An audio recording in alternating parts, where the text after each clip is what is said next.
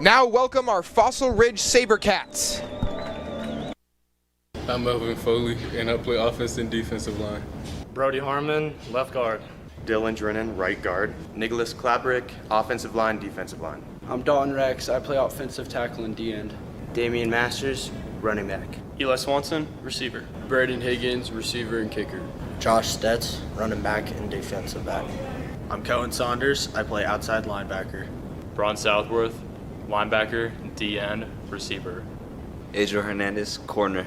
Ozzie Mackby, cornerback. Josh Stetz, running back and defensive back.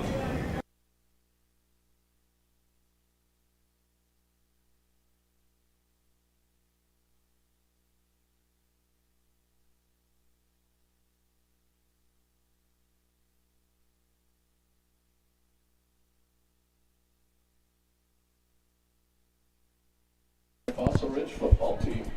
Ladies and gentlemen, welcome to PSD Stadium, where we have an intriguing matchup between Fossil Ridge Sabercats and the Rocky Mountain Lobos.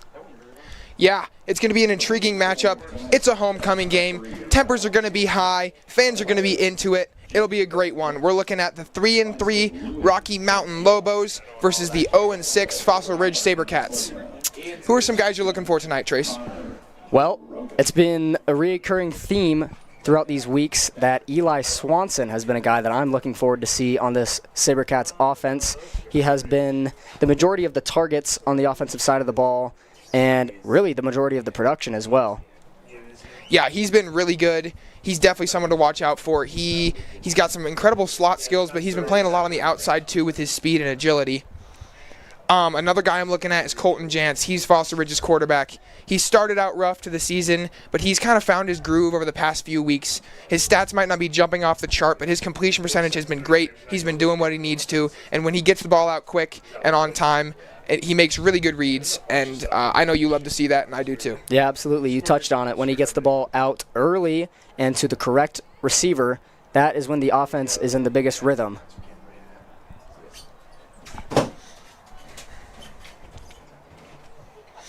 These Fossil Ridge Sabercats have an 0-6 record. They have played a harder schedule than the Rocky Mountain Lobos, so that is something to keep your eye on, as maybe these teams, despite the record difference, are a lot closer in ability. Yeah, absolutely. And looking at today specifically, defense is going to play a huge role. And on the Fossil Ridge side of things, I'm looking at Adriel Hernandez, the cornerback for that defense. He's a really scrappy playmaker. He makes a lot of tackles, and he's really just what I'm excited to see. Yeah, he's been great. Another guy on the defense I'd like to watch out for is Braun Southworth. He didn't start off with a ton of playing time in the beginning of the season, but as the season has gone on, he kept getting in, and he's really made plays when he's in the game. The last 2 games, he has a combined 16 tackles, but 5 of those are tackles for losses, and he has 2 sacks. He's really good at that outside linebacker position, and he really has a hot hand more than anyone else on this defense. Yeah, Southworth had a huge week last week, and another guy that had a really big week last week was Crew Isom, who I would like to highlight as well today on the defensive side of things. He's another guy that didn't start out the season playing in the majority of snaps, but he really has come on here in these last few weeks. He and Braun seem to be the 2 guys that we were calling the name the most of last week in the matchup against Legacy High School. Absolutely. The Lobos take the field now, and we are a little over 5.5 minutes until kickoff. Faster. Fast. They're coming out now. There we go.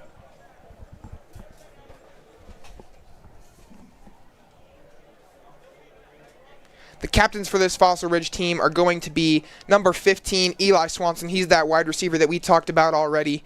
Caleb Camping, number 87. He's a big tight end DN combo. He's got a great frame, and he's caught a lot of attention from Division I colleges recently. He is a junior. Then we have number 99, Cohen Saunders. He is an outside linebacker and tight end. He's been making plays all year. And finally, the head of the offense, Colton Jantz, number 3, that quarterback that we touched on earlier.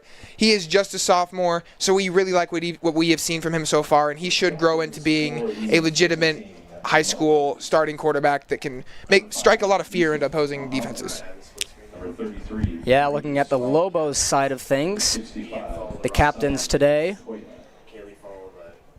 are number 55, Atayo Schatzel, number 33, Brady Swigert, and number 5, Yusuf Muhammad. Number 87, Caleb Camping. I'm excited to watch Yusuf Muhammad today, their running back for the Lobos. He was voted as the preseason player to watch for the Fort Collins area high school football program. That was voted over a lot of guys such as Eli Swanson, but also Deacon Schmidt, a 4-star recruit at Windsor. He's a great O-lineman, so his name getting voted to the guy to watch is something that should really bring a lot of attention to him. Yeah, absolutely. I would say personally, I don't think he has necessarily lived up to the hype to this point, but he obviously has the potential.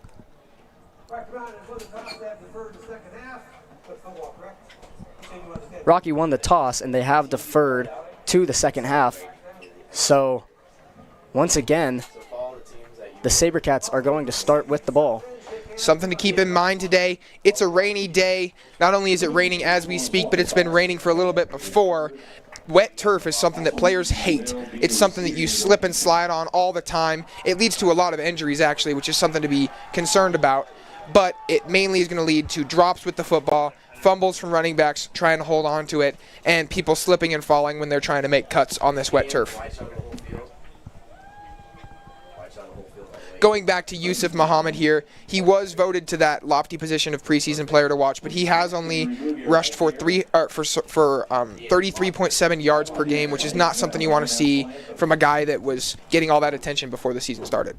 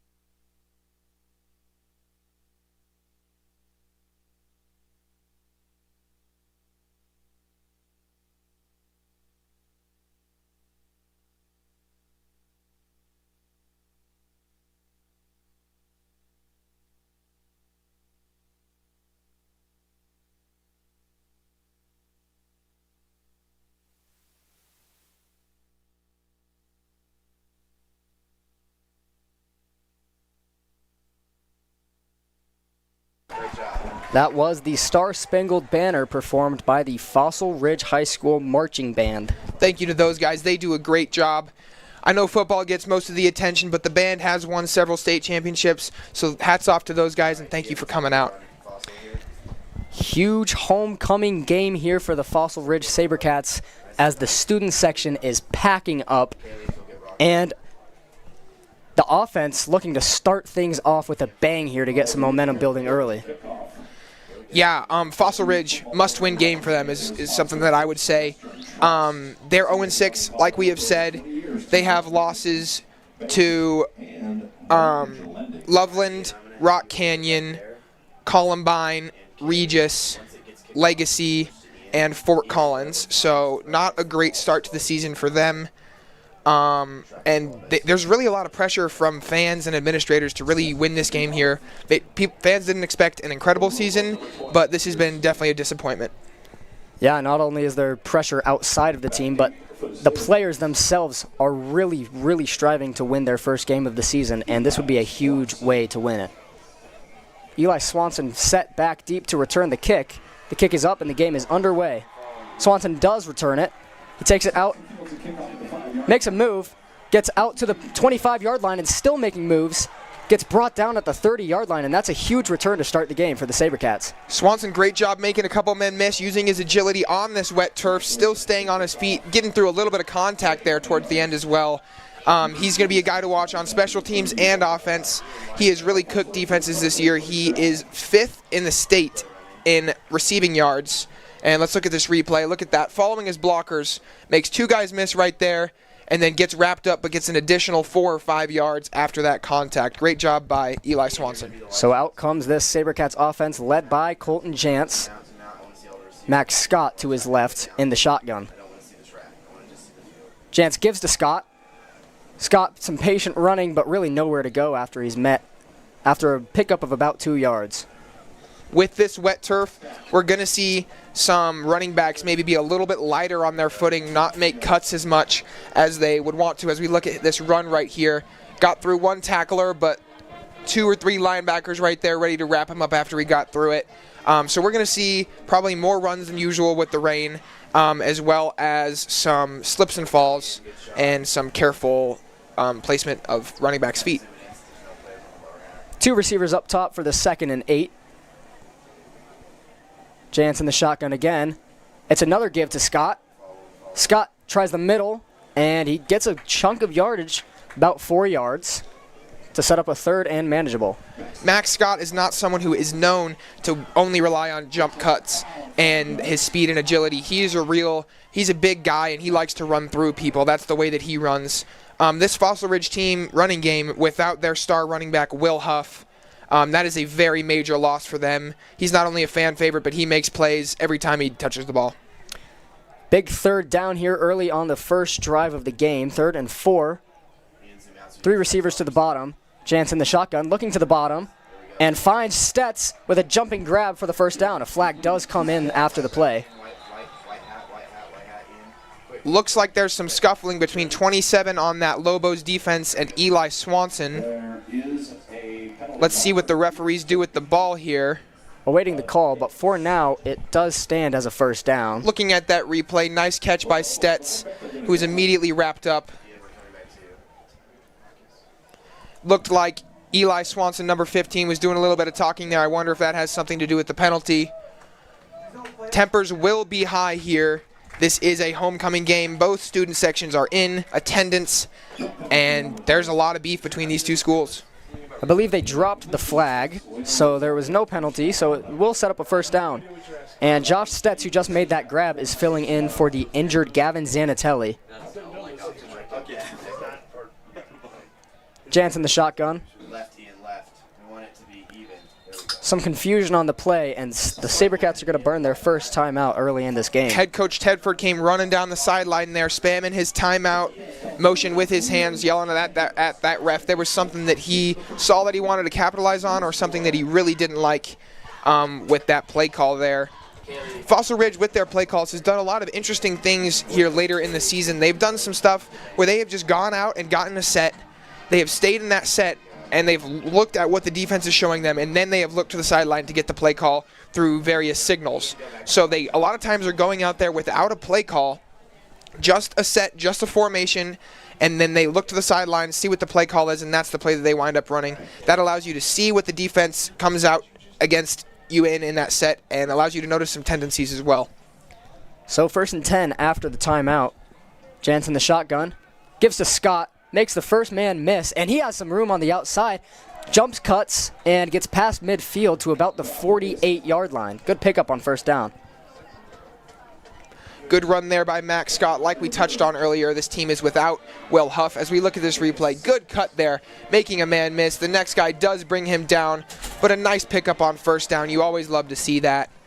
There's some notable injuries other than Will Huff, though, as we touched on earlier. Gavin Zanatelli, he's been a reliable wide receiver, too, for this Fossil Ridge squad. He is a sophomore who has flashed a ton of potential, and you just hate to see him go down. He is out with a torn muscle in his shoulder, and we can expect him back in about 2 to 3 weeks, hopefully. 2nd and 4 after that 1st down run by Scott. Man in motion is Swanson. He's going to look his way, and he finds Swanson, but he's going to get brought down. No, he's not. He makes a tackle, breaks the tackle, still on his feet, gets out of bounds, and he was not brought down ever, but he doesn't get enough for the 1st down, just manages to get past the line of scrimmage. That play was sniffed out immaculately by this Lobo defense, but as we look at this replay, good catch by Swanson, makes 25 miss, and he just gets to the outside. Swanson has some great speed. He slips a little bit there at the end of that run, and that can be attributed to the wet turf. But great job picking up just a few yards on a play that looked to be blown up from the start.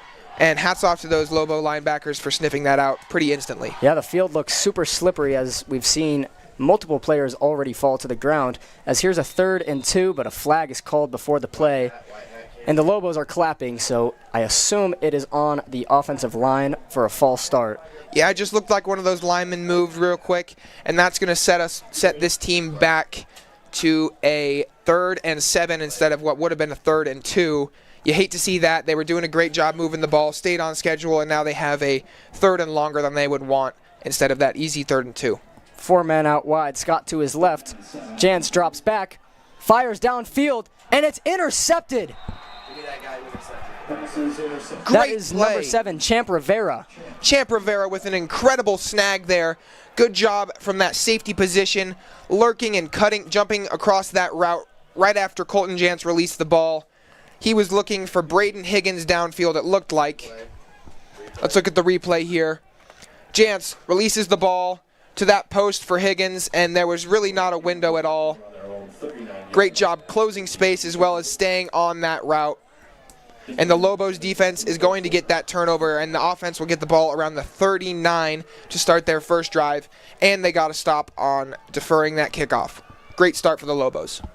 So here's the first drive for Ty Frank in this Lobo offense. Frank is in the shotgun, drops back, looking left, fires to the middle of the field, and it's caught. Makes a couple men miss, and he has the outside edge. Adriel Hernandez finally brings him down, but that's a huge pickup. Right there we saw Ozzie Maccabee take a fall on that wet turf, allowed for an additional 5 yards to be picked up, but great 4 vertical look play from this Lobos offense. That was Bodie Nesbitt on the reception and run. He has done a great job all year. He is the team leader in receiving yards. He has 68.5 per game, and he found a soft spot in that zone right across the middle of the field. That wasn't even a soft spot. That was just a hole, if I'm being honest. Great pickup from this offense. Frank on 1st and 10 gives up the middle. Big run on 1st down and picks up the 1st down. Yusuf Muhammad, he's a guy we talked about earlier. He needs to be performing a little bit better, and he did right there. Hits that massive hole up the middle. Linebackers were nowhere near where they needed to be, and the secondary is going to have to bring him down all the way down about the 23-yard line, and these Lobos are set up with a 1st and 10, and they're sniffing at the red zone. So after only 2 plays, they're on the Sabercats' 23-yard line already.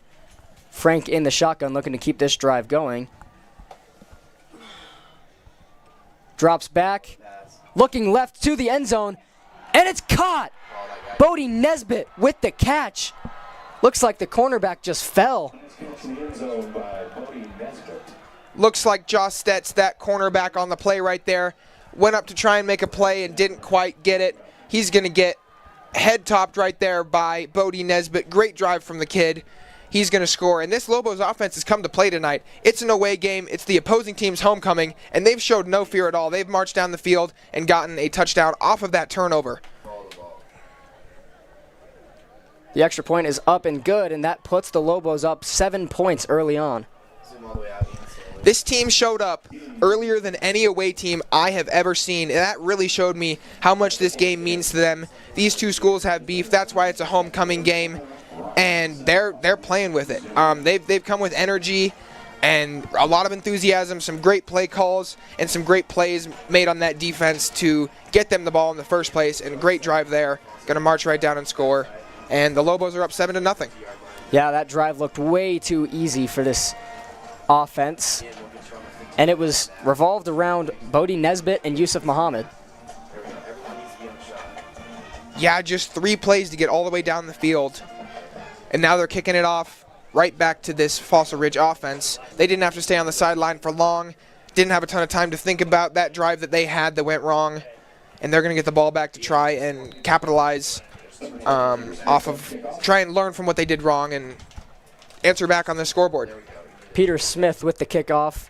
Masters and Swanson deep to return, and it looks like it will be Swanson at his own goal line. Brings it out past the 10-yard line, and he's met at the 15-yard line. Brought down by about 4 defenders at the 18-yard line. I really don't like that decision to bring it out. That touchback would have taken them out to the 25 or the 20, excuse me. So that was a loss of 2 yards. I guess a good job on the return by Swanson. As you can see right there, everyone seems to be slipping and falling, and when they are running, they're running a little bit lighter, not making cuts like they would if this were a dry game. So maybe a little bit more power and strength style of play will get the upper hand here in this game. Power and strength is in the backfield, and Max Scott, 2 chances left. Jance on first down, looks to the left side. Now rolling to his left and fires, and it's picked off again. Just threw it right to him. Brought down by Eli Swanson at the 20-yard line. And the Lobos have been dominant. We're only a few minutes into the game. There's 7 minutes left in this 7 minutes and 41 seconds left in this first quarter. And the Lobos have their second possession in the red zone. Let's look at this replay. Johnny on the spot for Manny Vasquez, as looked like it might have slipped out of the hand of Jance, but that one just went right to him. I don't know, that ball had some... There's going to be a flag from the referees here. Rocky Mountain will still have the ball, but they're going to have it all the way down at the 36. So a 15-yard penalty tacked on top of that return. But they have the ball. That's the important thing. Jance, I'm not sure exactly what happened there. The ball seemed to have a good spiral on it.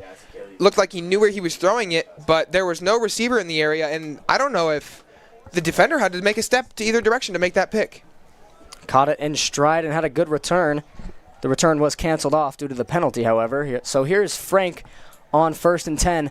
Pressured, just gets the ball out, but over the head of Toby Hernandez.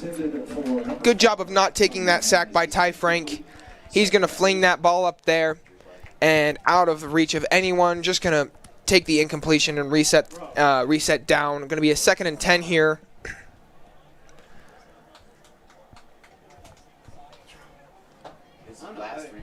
Muhammad lines up behind Frank in the shotgun for the 2nd and 10. Frank gives to Muhammad. Muhammad goes up the middle and is brought down after a pickup of about 1.5 yards. So that's going to set up a 3rd and long. Both of these teams run pretty much every play out of shotgun. We're not going to see any under center looks really at all for either of these teams, which is a little bit contrary to some teams that we've seen earlier this season. Looking at this instant replay, good run stuff by that D-line and linebacker group from Fossil Ridge, but it is still going to be a 2nd and 8. Yeah, to be honest, yeah. 3rd and 8, excuse me. Frank on 3rd down, drops back, finds a man to the right, but just overthrows him. It looks like his man got turned around a little bit. And there's an injured Sabercat on the field.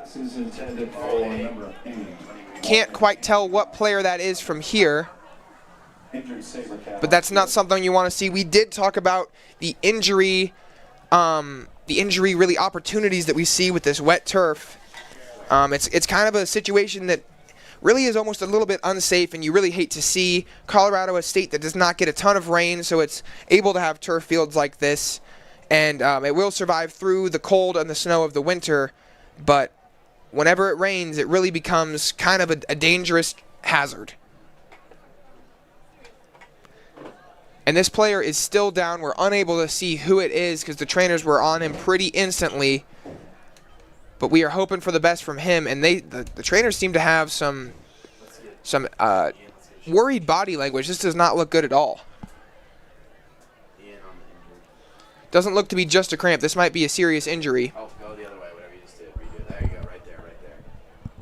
Nope. Wrong way. Was good coverage on the play. It'll set up a 4th and 8. But you never like to see someone go down, especially in a game like this. Stop right there, yeah, stop right there. Yeah. Fossil Ridge would like to use any time stoppage opportunities to maybe calm down, take a deep breath, get their head in the game here, but this is not the kind of time stoppage that you want to calm down and get some energy, because this is something that really takes the energy out of you. As a player like this is still down, looks to be in some serious pain. Medical supplies are out from the trainers. Ian, yeah, there you go. Okay, Ian, put them on the left side of your screen. think it might be Braun Southworth. No, I see Braun on the sideline. We're going to do an Eli graphic. Potentially Crew Isom as well. Looking at Eli Swanson, this senior wide receiver here, he has 104 yards a game, 5 touchdowns, which is 623 receiving yards off of those 38 receptions. 38 receptions, a number that's still really good, but not something that you usually see next to 623 yards, because he's been a true deep threat this season, hasn't he? He sure has.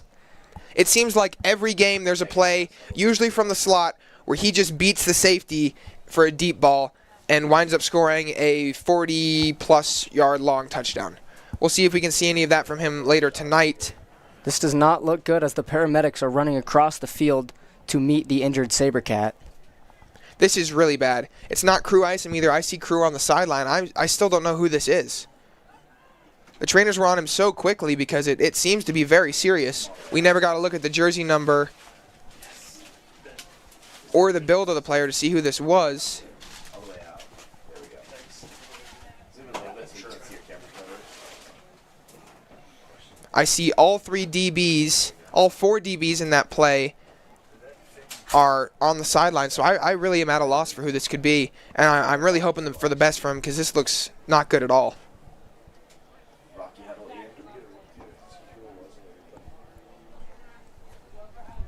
We'd like to thank our referees tonight. Head referee is Alan Hampson. The lines judge will be Louis Kangia. The back judge will be Connor Grogan. The head umpire will be Jeff Van Hook. The other line judge will be Rob Montoya. Thank you to those guys for being able to come out and referee this game. The ambulance is now coming out on the field. Oh my goodness. The ambulance is on the track. Offensive coordinator Coach P is running down on the field from the box. Let's look at this play and see how he could be injured here.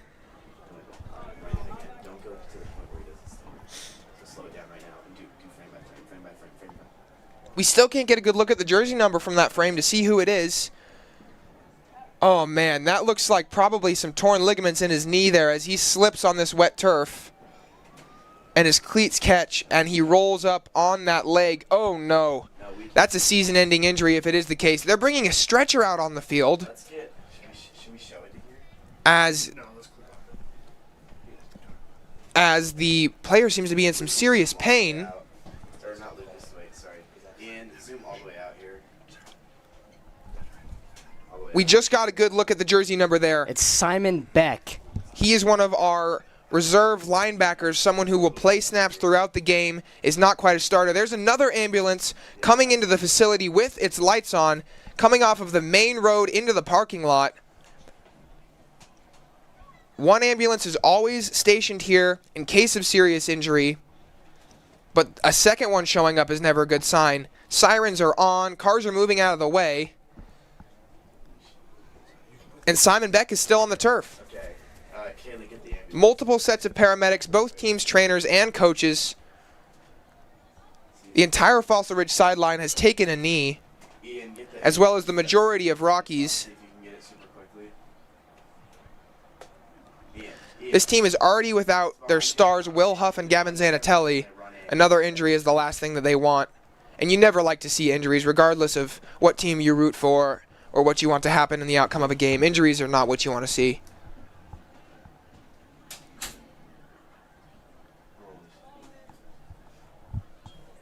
They're trying to get him on the stretcher from what I can see, but they're having some trouble. He seems to be in a lot of pain. all the way out. Just all the way out with an overall shot.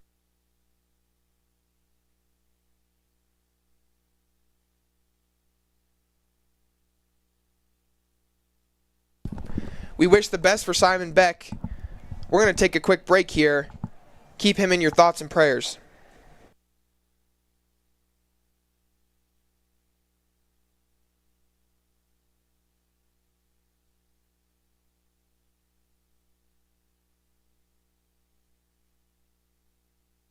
I'm Kyle Backus of Backus & Shanker. The insurance companies don't like us because we've won over $1 billion for our clients. As for the competition, there's a reason each year more people in Colorado are calling Backus & Shanker for help on their injury case. So if you're hurt in an accident or injured at work, call me 24/7 222-2222. Let us work for the win in your case. Backus and Schenker, our passion is justice.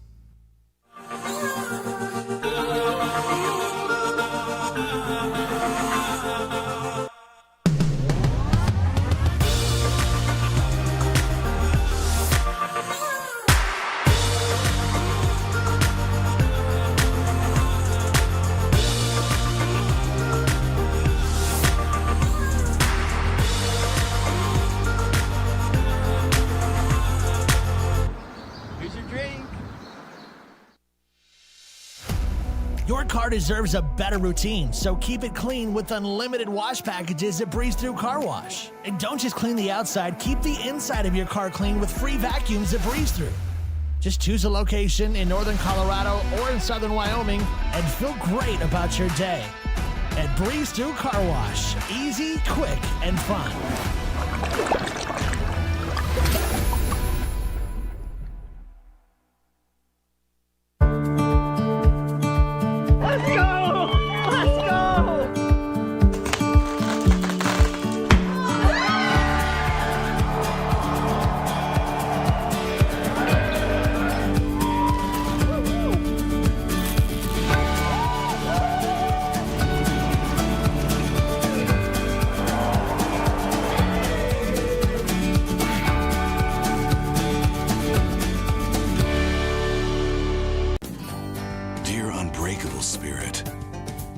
When the terrain is gnarly, you steady us. When obstacles are ahead, you lift us. When the turf is hostile, you inspire us. Own a legend. Toyota Trucks. Toyota has the best resale value of all brands according to Kelley Blue Book's KBB.com. Find yours at Toyota.com. Toyota. Let's go places.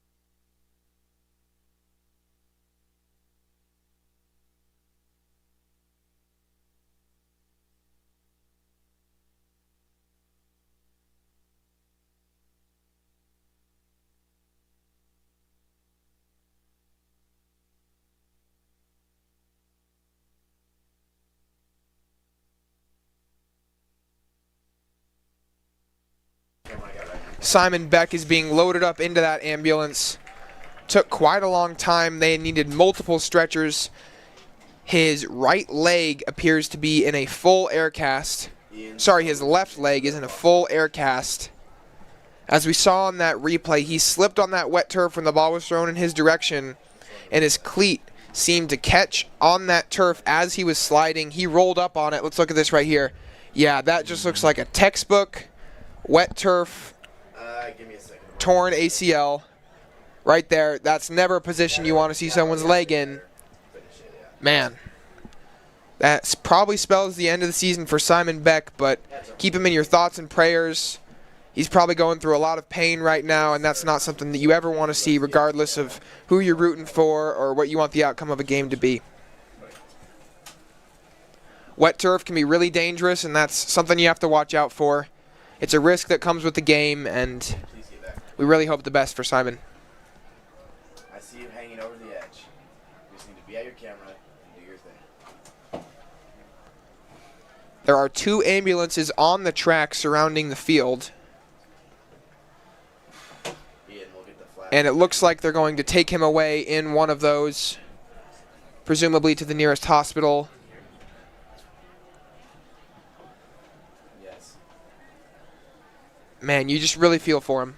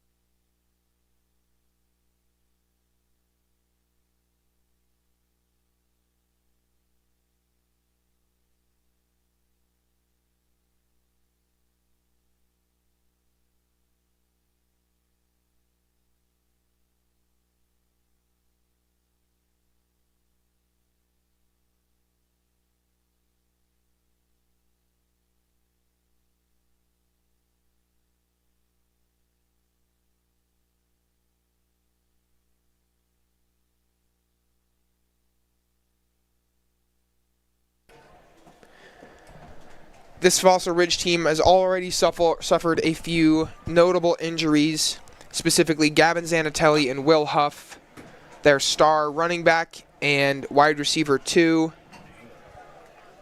That offense is showing its patches of without depth, and now this defense losing a key piece at linebacker there, a position that rotates in and out every snap. So regardless of if you're a starter or reserve, you're going to play a lot, and this hurts for Simon Beck. After an injury like that, it's going to be hard for both teams to continue playing with that in the back of their thoughts. But here is a 4th and 8 as Frank looks to the left side. It's caught, but it's going to be short of the line to gain. So that's going to be a turnover on downs, and Fossil's going to get the ball back. Man, that was a great tackle from John Bier-Matubi. Wow, really good, actually. Look at that form right there. He tries to get through it. Looks like he was going to break away. Jean-Pierre showing that strength, showing that determination, and he's going to wrap him up, spin around, and get him on the ground. And this is going to be Fossil Ridge football. They're going to get it back after that immediate first play interception. For those of you that are just joining us, Sabercats got the ball to start the game off, had a promising drive going, but threw an interception on a 3rd and long. The Rocky Mountain Lobos immediately answered with a 3-play drive for a touchdown. Fossil Ridge got the ball back, immediately threw another pick on that first play, and that was the drive that ensued, as they're going to have a 1st and 10 here from the 29. Jansen the shotgun, and there's a flag called pre-snap. Movement on that offensive line. That was a false start, I believe. That's going to bump them back 5 yards for a 1st and 15. Staying on schedule is the main goal of an offense when you're thinking about play calling and when you're going through your walkthroughs. You're always about staying on schedule, not getting behind the chains, getting those completions, getting pickups when you need them. And false starts, and just any penalty really, is a surefire way to get off schedule and have to scramble. 1st and 15 after the penalty. Jantz gives to Scott, and Scott is met in the backfield, dragged down to the ground after making it back to the line of scrimmage, but nothing more. Like we've talked about, no Will Huff in the backfield for this Fossil Ridge team, as we're going to see Damian Martinez run out onto the field for the first time this game. Damian Masters, that is. He's going to run out on the field for the first time this game. All the carries have gone to Max Scott. But he's going to go wind up lining up in the slot as Fossil Ridge goes empty backfield, 5 wide, surefire passing scenario. 2nd and 15 after that first down run went nowhere. Jantz looks to his right, steps up, and feels the pressure from everywhere around him and goes down for the sack. Huge loss on the play. Man, Jantz stepped up and avoided that rushing end. Let's look at this replay. Look at that. Steps up, avoids him, immediately met by both D tackles, actually. Wow, great pass rush. Looks great like that was performance. Cormac Laughlin. So that would be the linebacker on the blitz there. He did seem to get there first and get him on the ground. So this is going to set up a 3rd and 20, or 3rd and a country mile, as some like to call it. As Fossil Ridge will likely look to pass the ball to try and pick up the sticks. Let's look at Eli Swanson on your screen Swanson as he goes in motion. It's an end around to Swanson, but he's met in the backfield, makes the first man miss, breaks a couple tackles, but he's not even able to get 10 yards to make it back to the original line of scrimmage, and that's going to set up a 4th and long. Looking at this replay, Swanson takes it in motion, makes a man miss, puts him on the ground, gets through another tackle. However, that was a 3rd and 20. 6 yards does nothing. I'm not sure if I 100% agree with that play call. I would love to see this offense answer back with some energy, and a big play is exactly how you do that. And they're going to wind up punting it right here. Camping on the punt. It's returned inside the 45-yard line, making some moves, and takes it to the opposite 45-yard line. That's a pretty good return on that punt. Just watching tacklers slip and fall everywhere, even if they're not falling on the ground necessarily, they seem to have, as we look at this replay, I want you to watch some tacklers right here. Look at number 9, Charlie Ferrix, just sliding around, and even when he's not slipping, he has to watch where he's stepping very carefully, can't make cuts too harshly, as he will be winding up on the ground, or even worse, injured like we just saw from Simon Beck. Wet turf is a terrible playing surface. So Bodie Nesbitt, a playmaker on special teams as well, as here's a run up the middle. Gets a big chunk of yardage, call it about 7 yards on first down. Adriel Hernandez with the tackle. That's his 3rd of the night already. Solo, that is, as well, as we look at that replay. That was Cam Franz in the backfield that time. Adriel Hernandez is leading this Fossil Ridge squad in tackles. That really shows how gritty and physical he can play, even though he is a corner. Occasionally plays safety as he's lined up right now. But it's also never something that you want to see if a cornerback is leading your team in tackles. That shows just how the front 7 has struggled to play physically. Frank in the shotgun on 2nd and 4. Another give. This time sniffed out immediately by multiple defenders. That was Franz again on the carry. And it's going to set up a 3rd and 4. We saw a lot of fireworks from this Lobos offense pretty instantly during that first drive, but these last 2 have really sputtered, haven't they? They sure have, and they're hoping to not let this one sputter on a 3rd and 4 from the 39-yard line. Trips at the bottom of your screen. Frank takes the snap, drops back, fires across the middle of the field, and he has a man. It's caught. That's Toby Hernandez on the catch. Great ball from Ty Frank there. Let's look at this replay. He's going to step back, fires that across the middle, put the RPMs on that one. Not very much separation on that route, but a good ball and a great catch. Able to pick up those chains and get this Lobos offense down into the red zone. They're going to be on the 18-yard line for this next set of downs. We've seen a lot of passes across the middle of the field here. Linebackers need to do a better job in pass coverage to shut that down.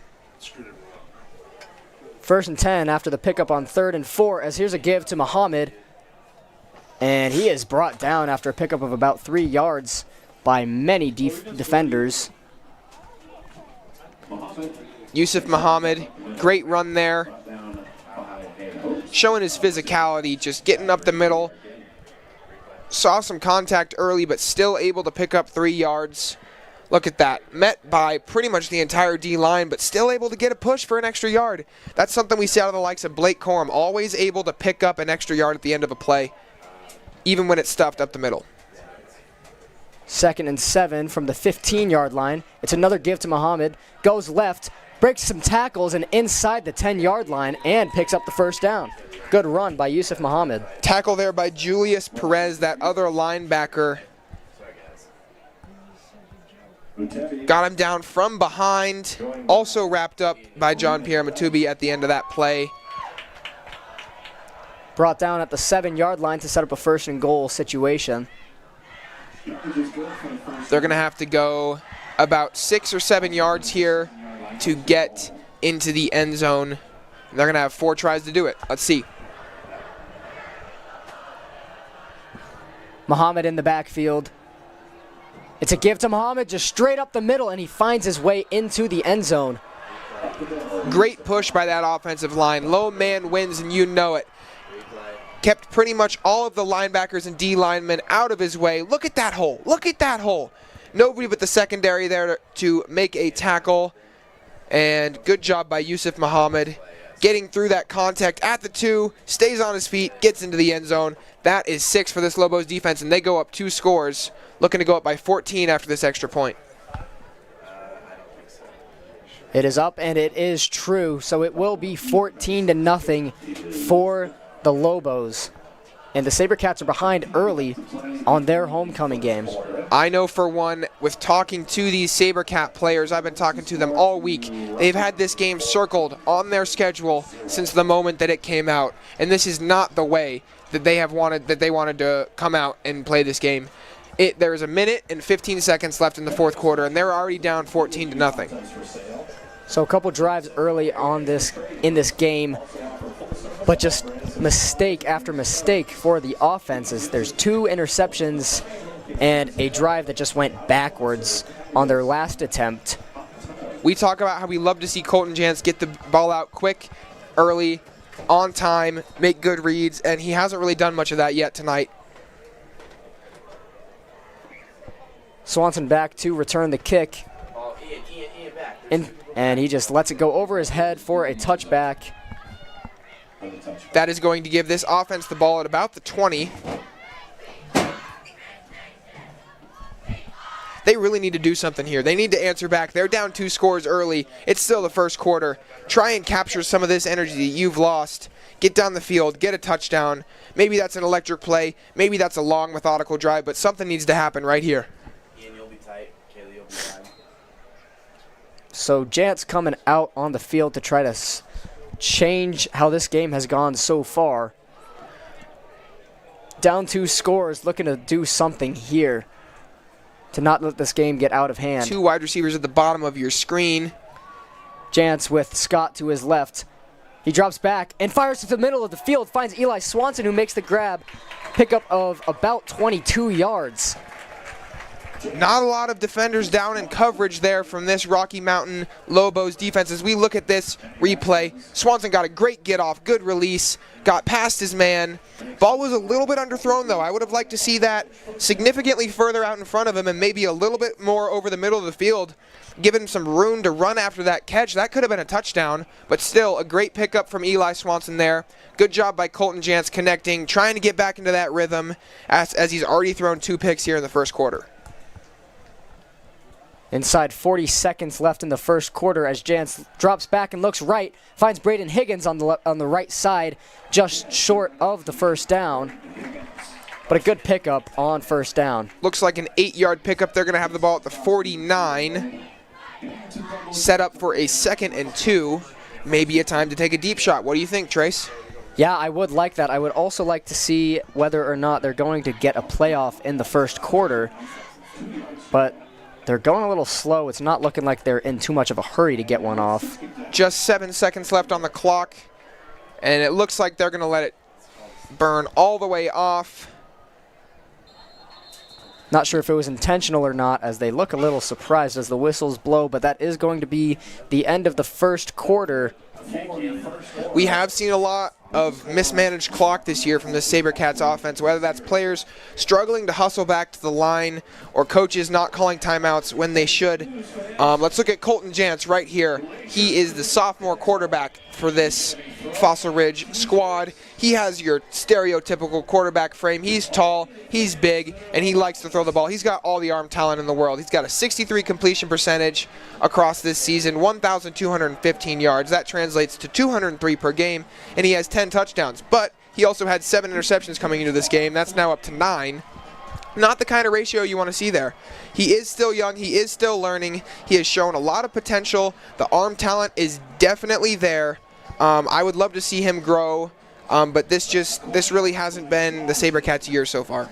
Yeah, there have been many signs early on in the season of what Jantz is capable of doing if he gets the ball out quick and to the right guy. He just needs to make the right reads, and he has this offense in perfect rhythm.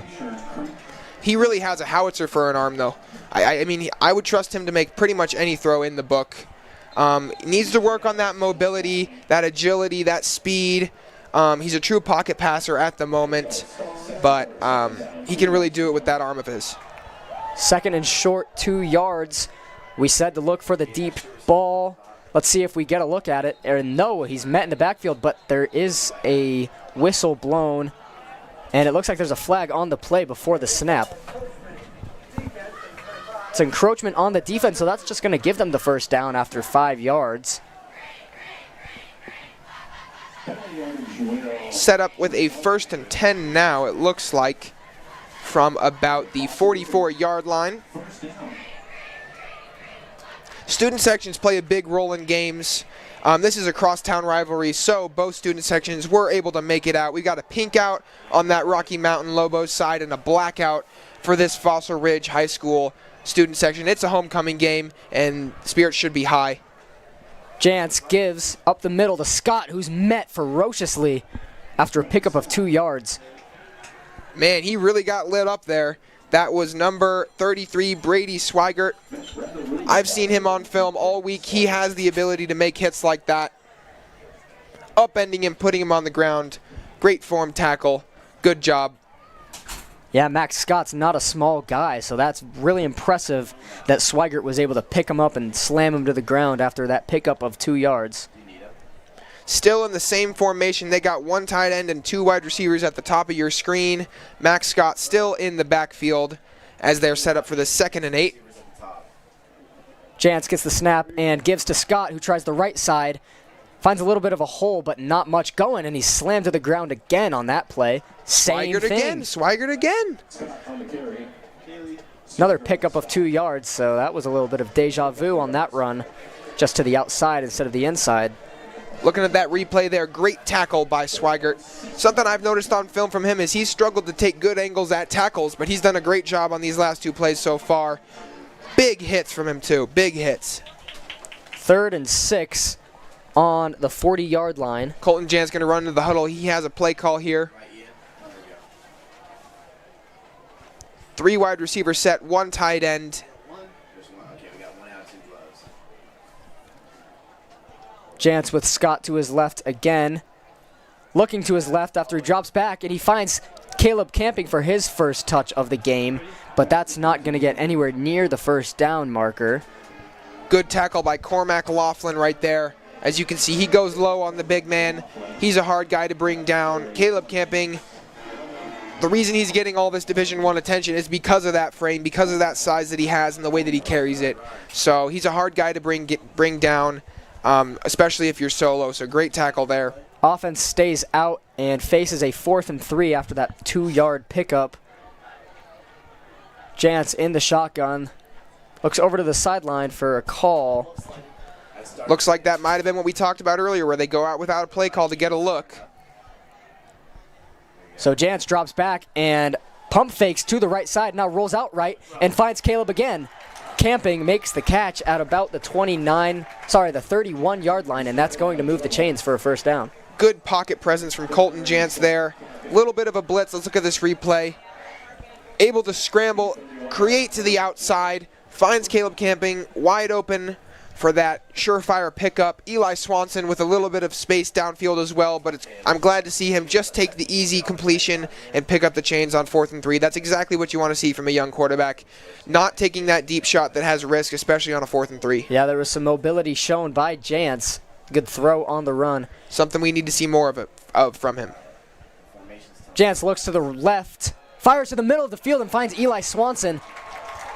Picks up about 17 yards. Great read from Colton Jantz. He got smoked at the end of the play there. Looking at this replay, wow, Jantz just got the ball out in time. Great read. I really, really like that read. Zone coverage look, found a window, not a big one, but he hit it, and now Fossil Ridge is set up with a 1st and 10 inside this red zone from the 19-yard line. First and 10. This is their first look in the red zone.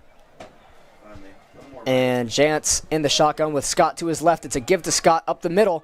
Scott has a little bit of room to pick up 4 yards.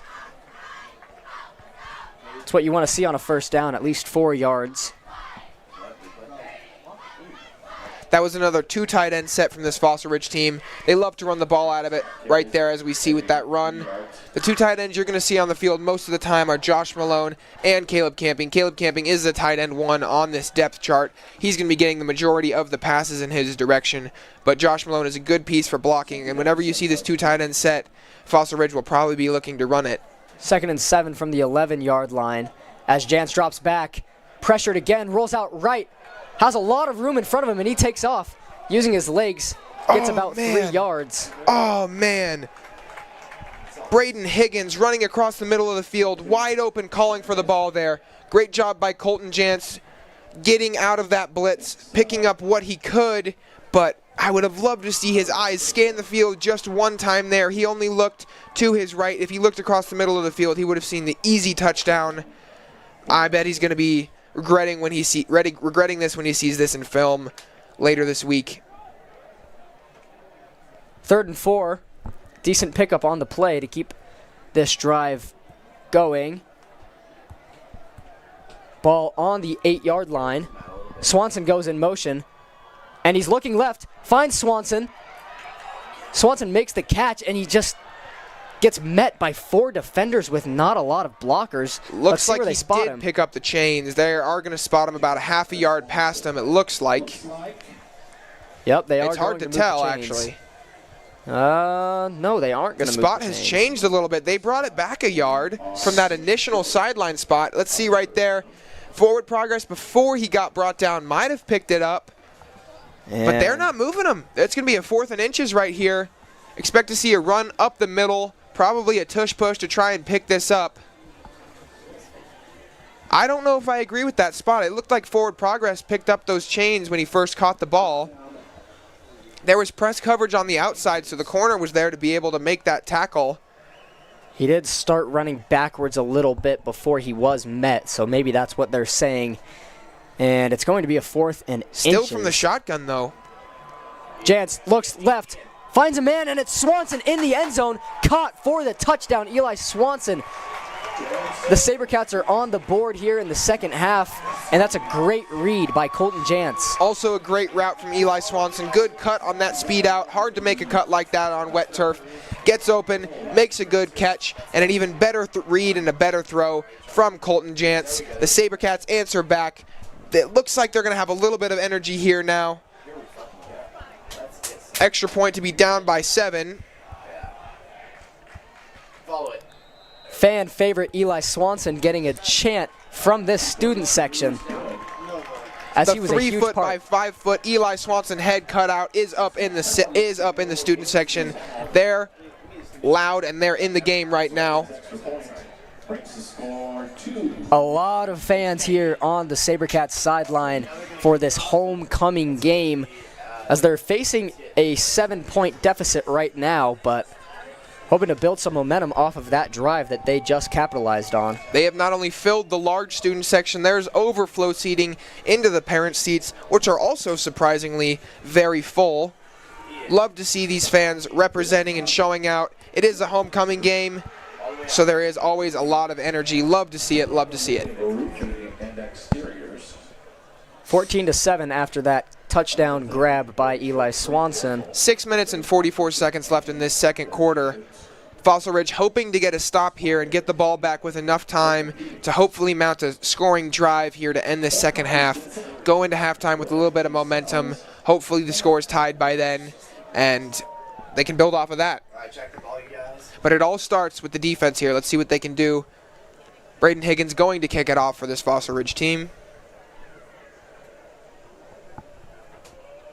Higgins' kick is up, and it is in the end zone. They're going to catch it, but they're not going to return it. Just going to take the touchback. And this is a big drive for Rocky as they get the ball to start the second half. And they could really make this a completely different game if they score here and build some more momentum off of their early success. I would refer to this drive as pivotal.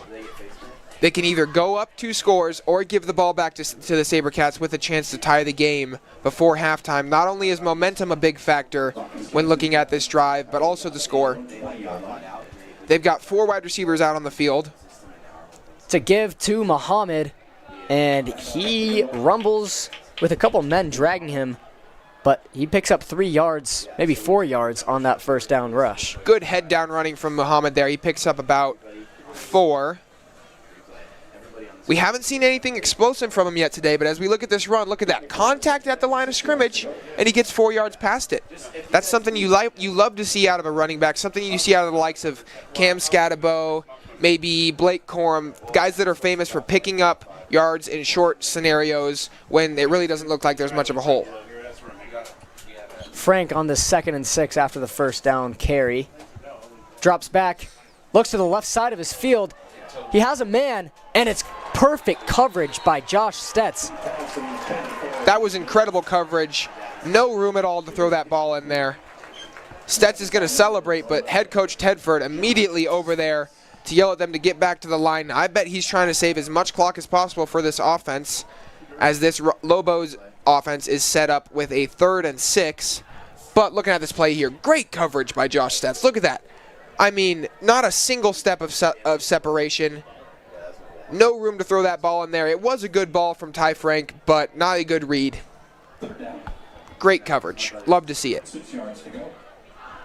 Ty Frank in the shotgun on this 3rd and 6. Muhammad goes in motion to his right.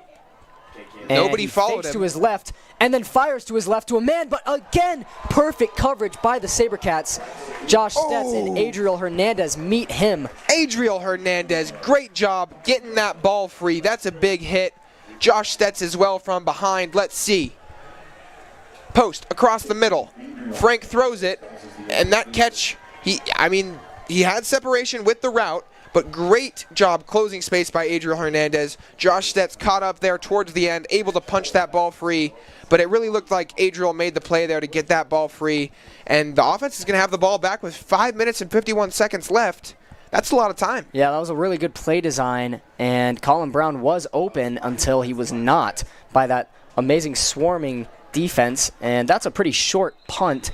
It'll go out of bounds at the 45-yard line, so the Sabercats already starting in the Lobos territory for this drive. Special teams is something that is slept on. It's really slept on, and it's really how you flip the field, how you do stuff that really matters. Field position battle, especially in high school, is something that is really slept on a lot because there's a lot of difference between high school when it comes to a 60-yard punt and a 20-yard punt. That's a 40-yard play on offense, basically.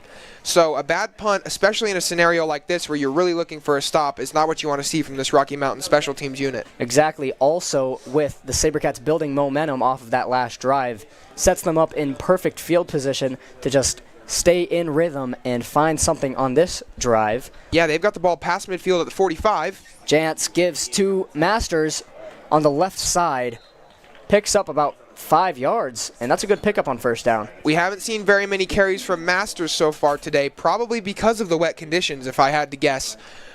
Without Will Huff here, let's look at this replay. Met brought down pretty hard, but he had a lot of room there to run. Great job by that O-line getting some push Going back to the running back room, without Will Huff, he would always get the carry if he were here. But without him, it's a 2 running back tandem between Damian Masters and Max Scott. Max Scott, the big power back, and Damian Masters, all about elusiveness. 2nd and 4. It's another give to Masters, and he goes to the left side. Comes up about a yard short of the yard to gain, but that's a 3rd and very, very manageable. Looked like a 3-yard pickup, and that's going to set up a 3rd and 1 situation you love to be in if you're an offense. If you have to be in 3rd down, 3rd and 1's the best. Momentum clearly building for this team. They seem to have really no energy at all as they came out onto this field to begin with. Rocky Mountain got here hours and hours before the game started. They'd been building energy all day. Something you usually don't see from an away team like this, but this game has obviously been circled on their calendar. They showed up early, they built momentum, they got out to an early lead, but it's starting to slip away from them, isn't it? Yeah, and with Rocky on that last drive having multiple incompletions to stop the clock, there's going to be a lot more time than we had anticipated for both of these teams, as there is a timeout called by the Sabercats. It's their 2nd of the first half, so they'll have 1 remaining for this 4 minutes and 15 seconds left in the first half. The Lobos still have all 3. Keep that in mind, because if the Sabercats score, that would give the Lobos the ball back, or if the Lobos get a stop, they will have the ball back most likely with about 2 minutes left in this second half. And that's a kind of drive that timeouts do play a role in when it comes to stopping the clock. So they've held on to all of them just in case of a scenario like that, and it's looking like that's paying off. Good looking drive so far here for the Sabercats as they have a 3rd and short. And you'd have to imagine if they don't pick this up, they're probably going to be going for it on 4th. Absolutely. Barring a major loss of yards. Looks like another 3 wide receiver set from this offense.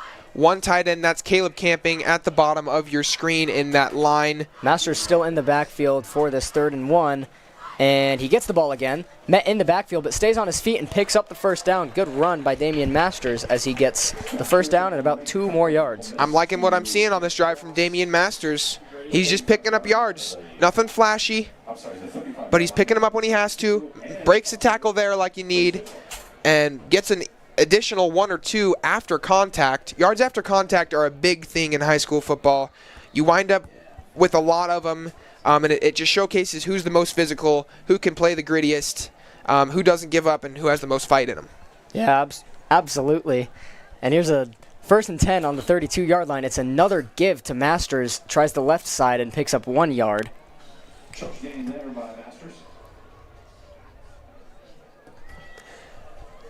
Yet another run by Masters. This one not as great as the ones before, but that's going to happen. Defense seems to be stacking the box now, expecting the run.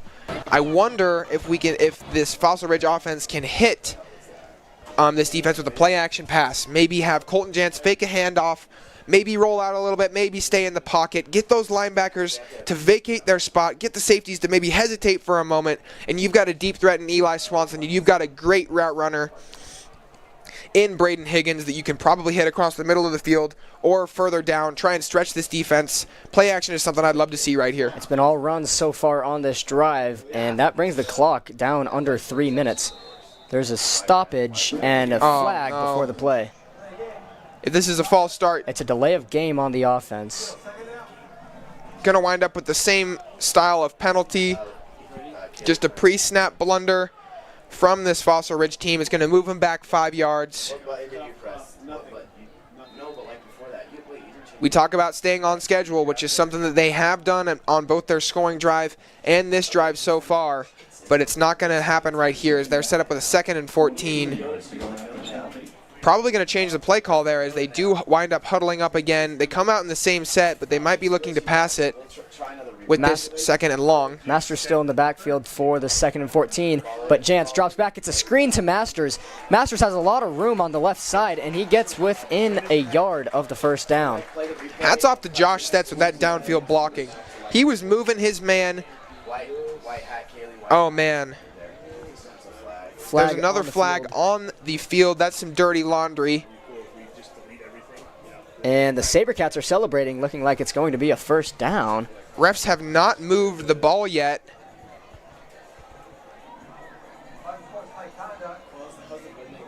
And that's a costly mistake by the defense on sportsmanlike conduct. And it's just going to gift them the first down and a lot of yardage. Temper's just getting a little bit too high there for both of these teams. The Lobos are going to wind up with the penalty, and that's a costly one. Not only is it a personal foul that winds up going on that player's record, but it's going to give the Sabercats the chains and the ball in the red zone with a 1st and 10. Yeah, after that penalty, the ball moves all the way to within the 12-yard line. Jantz takes the low snap and rolls out right. Finds a man, Caleb Camping, lit up, but he's inside the 5-yard line, able to make the reception. Upended by Kyman Miranda. Caleb Camping is a hard guy to bring down, as we've talked about. But a good low tackle there from Miranda, getting him on the ground, setting up a 2nd and 2. They don't have to score. They can pick up the change without scoring. Yeah, everything else is good. 2nd and 2, just over 2 minutes left in the first half. 3 wide receivers set still. Damian Masters, the back in the field. Jantz in the shotgun, drops back and looks to his left, rolls out left, has a man, fires, and it's tipped, deflected. It's going to set up a 3rd and short. Whistles are blown, but that just seems to be signaling that it went out of bounds. As we look at this replay, Colton Jantz did a good job rolling out, just missed his mark on that throw. Colton Jantz does not have the scrambling ability that you love from a quarterback in the red zone. With the scrambling quarterback there, they probably would have just run, instead of rolling out further, they probably would have just, oh, there is a flag on the field. That's what the whistle was about. Ineligible man downfield, so that is going to move this offense back.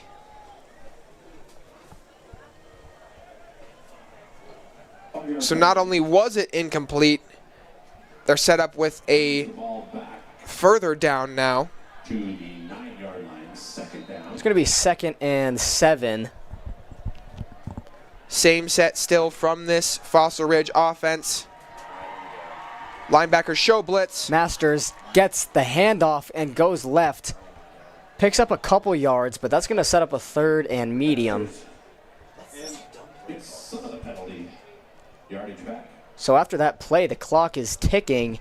A minute and 30 left for this offense, so the Lobos do have to think about if they hold them here or if they score, how they're going to get back down the field and try and answer before half.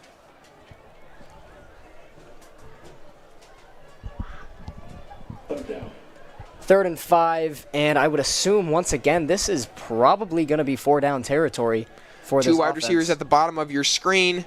Jantz takes the snap and fires right immediately, finds his man. He's going to be marked a yard short. It's Caleb Camping, and he's inside the 1-yard line after that catch. More importantly, though, he does pick up the sticks. So it's going to be a first down. Looking at that tackle there, great job by that Lobo defender to get low on the big man. That's something we've seen every time they've gone to tackle him. Probably something they worked on at practice because he's a hard guy to bring down. I'd love to see some more physicality from him because he's been really stopped every time that a tackler has gone in his direction. Now with 4 chances to get into the end zone, Masters is only going to take 1, and he finds his way, touchdown Sabercats. Hits the hole to his left there. They're going to run it behind that left tackle. Nice, a lot of room.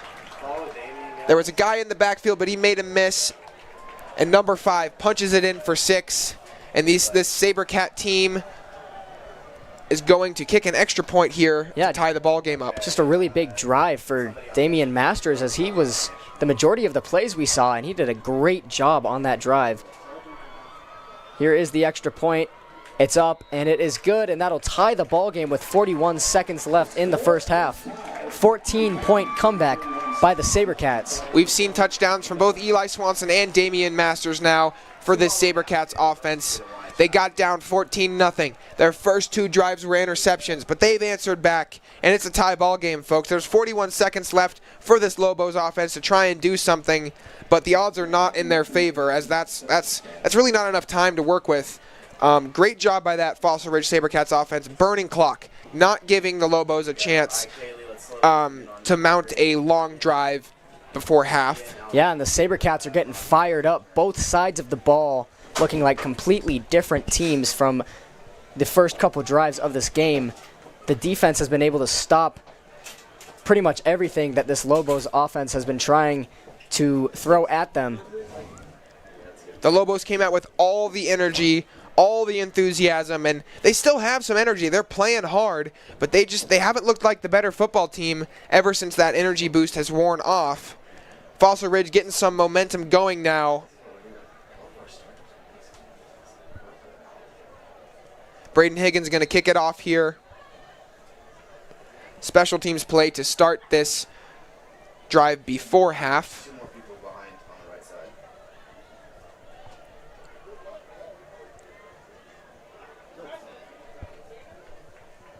Higgins kicks it, and it is going to land at about the goal line. It's fielded, but there's a whistle blown. It was into the end zone, so it's going to be a touchback with 40 seconds left for the Rocky Mountain offense to try to find something. Champ Rivera bobbled it there for a second. A little bit dangerous. Turnovers are not what you want to see. Ultimately, it was in the end zone, so it wouldn't have been too costly because it would have been a touchback either way. All right. This Fossil Ridge defense coming out with 2 deep safeties, trying to keep everything in front of them, not let them hit them deep. Dime coverage on the field. They've got their skill position players out there. Frank on his own 20-yard line with 40 seconds to drive across the entire field. He drops back, fires, finds Aiden McClelland on the sideline, and he gets out of bounds to stop the clock after a pickup of about 8 yards. Their defense was definitely expecting pass given that play that they came out in, and they got it. But that Lobos defense still does pick up 9 yards. Great job by McClelland on getting out of bounds. That stops the clock, so they don't have to burn a timeout. They do have 3 of them if they want to. But 9-yard pickup, only burned a few seconds. Good job from that offense. Let's see what they do now. Probably going to pass it again. Dime coverage still on the field. There, the defense is expecting one. Frank on the 2nd and 1 drops back and met in the backfield, but he's not brought down after he pump fakes, and that time goes through the hands of Bodie Nesbitt. He was hit by both Kamadrig and Melvin Foley, the brothers right there, but they hit him into his own running back who grabbed him and pulled him back up, didn't let him go down. Love to see that. Don't let your quarterback hit the ground. Keep his jersey nice and white and clean. And not only does that save them from a loss of yardage, but it keeps the clock rolling because it stops the clock because he wound up getting an interception instead of getting on the ground. Sorry, incompletion. 25 seconds on the clock after that incompletion. And they just run it up the middle with Yusuf Muhammad. Huge pickup brought down at the 50-yard line, but a giant pickup on that 3rd and 1. Hit that hole with a lot of speed. Yusuf Muhammad, great pickup. That Fossil Ridge defense clearly was expecting a pass. All their down linemen seemed to be rushing with pass rush in mind, easily moved out of the way for that hole. And then dime coverage on the field, so no physical linebackers able to fill that hole. And he bursts up the field right to the 50-yard line. That was a great pickup by Yusuf Muhammad. Yeah, Rocky calls their first timeout with 19 seconds left, and they're feeling promising about this drive after that huge pickup by Yusuf Muhammad. 19 seconds still on the clock. 2 timeouts for the Lobos. They've got the ball at the 50. Not sure what the field goal range is for their special teams unit, but they might want to start thinking about that. Maybe start getting them more on the sidelines. As Fossil Ridge stays with the 2 deep safety look, trying to keep the big play from happening. 4 receivers out wide to either side of your screen. And Frank in the shotgun. It's another give to Muhammad. Goes up the middle, but that time gets absolutely nothing. And I'm not sure about that play call, as they might just be conservative to end this half. They do call a timeout again. Not sure what the thought process was there. Cohen Saunders with a great tackle. And this timeout will be called probably just to stop the clock, but they still are going to talk it over, think about what play they're going to run here on this 2nd and 10. But I would have liked to see that Lobos offense pass the ball there, sling the pill around a little bit. That's the first time we've seen this Fossil Ridge defense come out not in dime coverage. They did have 3 linebackers, 2 of which wound up blitzing, so that would have been an ideal passing scenario for that Lobos offense.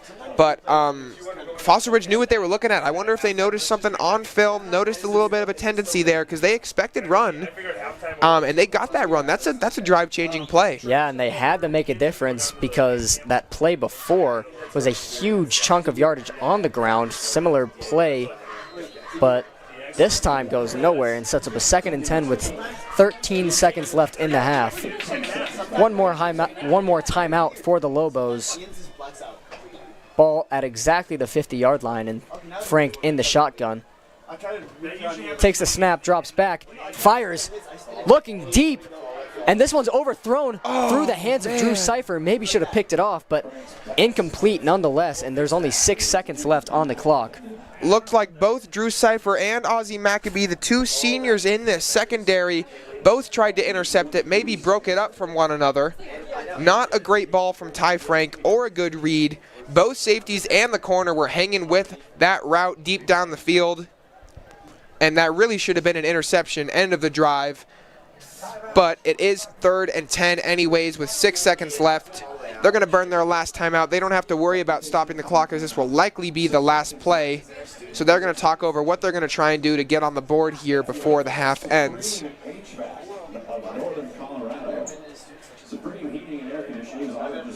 This Fossil Ridge secondary doesn't have an interception yet on the season. They've struggled to create turnovers, which is probably a big reason why this team has been struggling so far.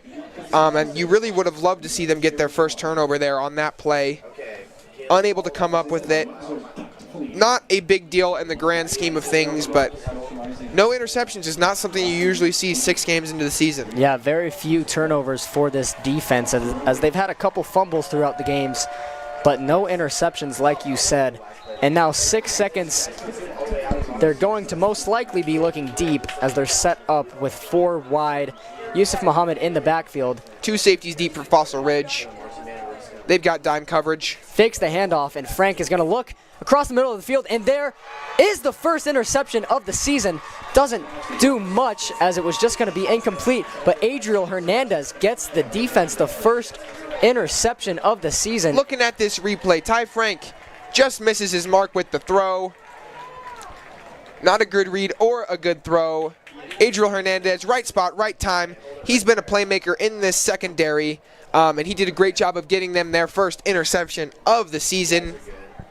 That's going to take us to halftime, 14-14. A lot of Rocky Mountain action early in the half, but a good comeback by the Sabercats to tie it up at the half. First quarter was all Lobos. Second quarter, all Sabercats. Let's see what the last 2 quarters have in store for us. Thank you for tuning into Sabercat Sports Network. We'll be right back.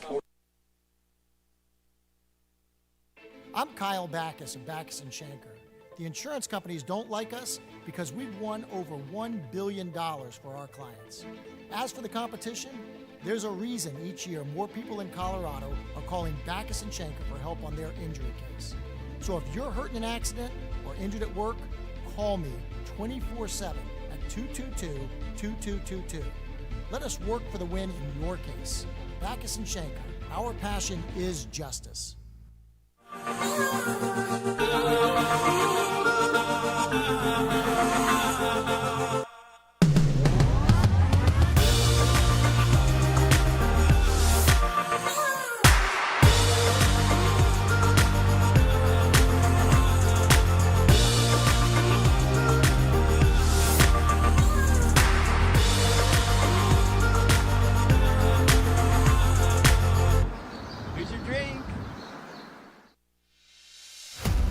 Your car deserves a better routine, so keep it clean with unlimited wash packages at Breeze Through Car Wash. And don't just clean the outside, keep the inside of your car clean with free vacuums at Breeze Through. Just choose a location in northern Colorado or in southern Wyoming and feel great about your day. At Breeze Through Car Wash, easy, quick, and fun.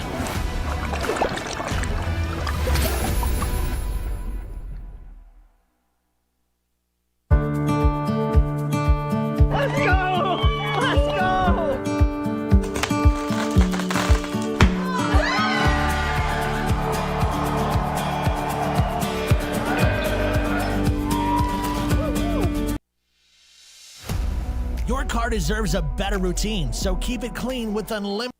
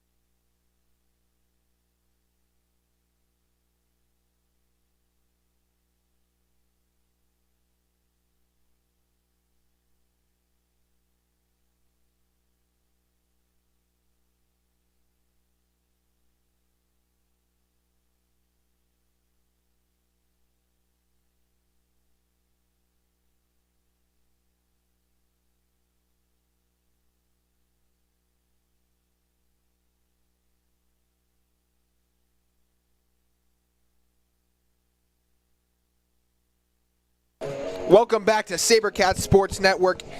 Halftime is over, and we got a game, don't we? We have a great game. Huge second half ahead of us in this Fossil Ridge homecoming game. A lot of Lobo early on in the first quarter specifically, and then we saw an outburst of offensive production from the Sabercats as they're able to tie it up 14-14. Yes, we did. We saw a big momentum shift. First quarter, all Lobos. Second quarter, all Sabercats. What are we going to see in the second half? Who knows? But hang around, because it's bound to be a good game, isn't it? Sure is. We saw a touchdown from Eli Swanson and a touchdown from Damian Masters from that Fossil Ridge offense. We saw a lot of production from both of them as well. On the Rocky Mountain side of the ball, Bodie Nesbitt. He's had a game so far, hasn't he? Yes, he's been the guy on that offense. Him and Yusuf Muhammad have really been the majority of the production so far for the Lobos. These teams are going to finish their warm-ups as the halftime countdown clock ticks down to 30 seconds. Student sections back up on their feet. Everybody's ready. Rocky's student section has the flashlights out. This really feels like anybody's game to win, doesn't it? I mean, tie ball game going in the second half. Sure, anything can happen. But the Sabercats built a lot of momentum to end the first half, specifically on defense, as they were able to get a bunch of stops to end the half, as well as their first interception of the season. Adriel Hernandez coming up big to stop them on that last drive. Looking at the Rocky side of the ball, Ty Frank started out that first quarter throwing the ball well. Found a lot of stuff open over the middle in zone coverage. But as that second quarter came around, he really hasn't found much production. He's taken a couple deep shots that really haven't connected, haven't even looked like they were going to connect. He's struggling to find completions here as the game has gone on. Yeah, I would argue that was caused by the defense, as they were able to get tighter coverage as the game went along. The windows shrunk, and so did the closing speed from Adriel Hernandez. We saw him have a couple big hits that jarred some balls loose. We did see a very catastrophic injury in this first half. Simon Beck, that linebacker for this Fossil Ridge squad, went down seemingly with a serious knee injury. There were 2 ambulances on the field. The game paused for a solid 5 to 10 minutes. That's something that, regardless of what you're rooting for, it's just terrible to see.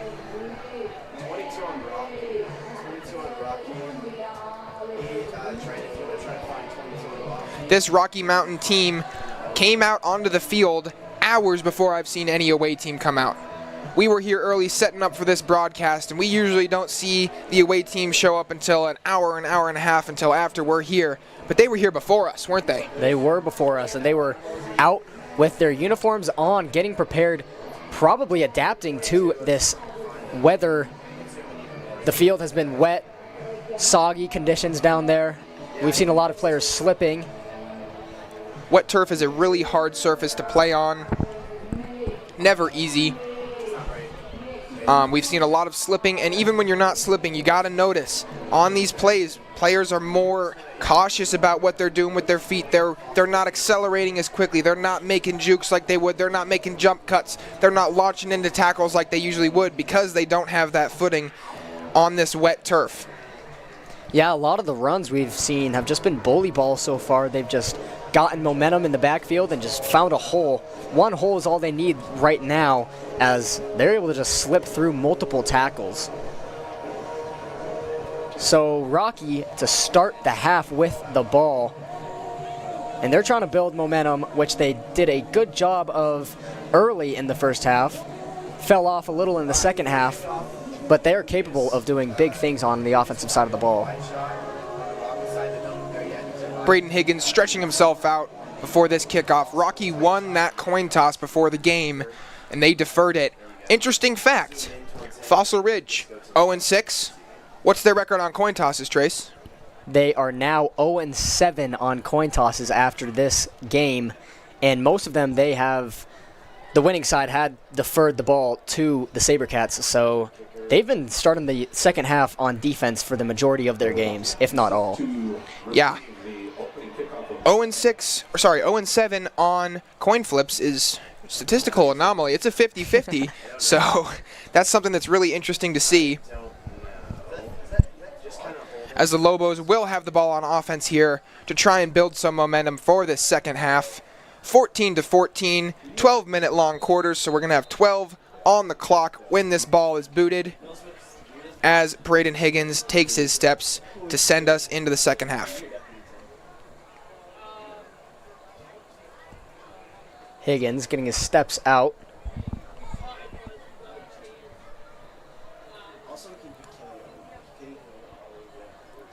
And the second half is underway. It will be returned as it's short of the end zone. Takes it out past the 25-yard line. Has a little bit of room and brings it out past the 30-yard line. Good return. It hasn't rained since that first half. We've had some dry conditions.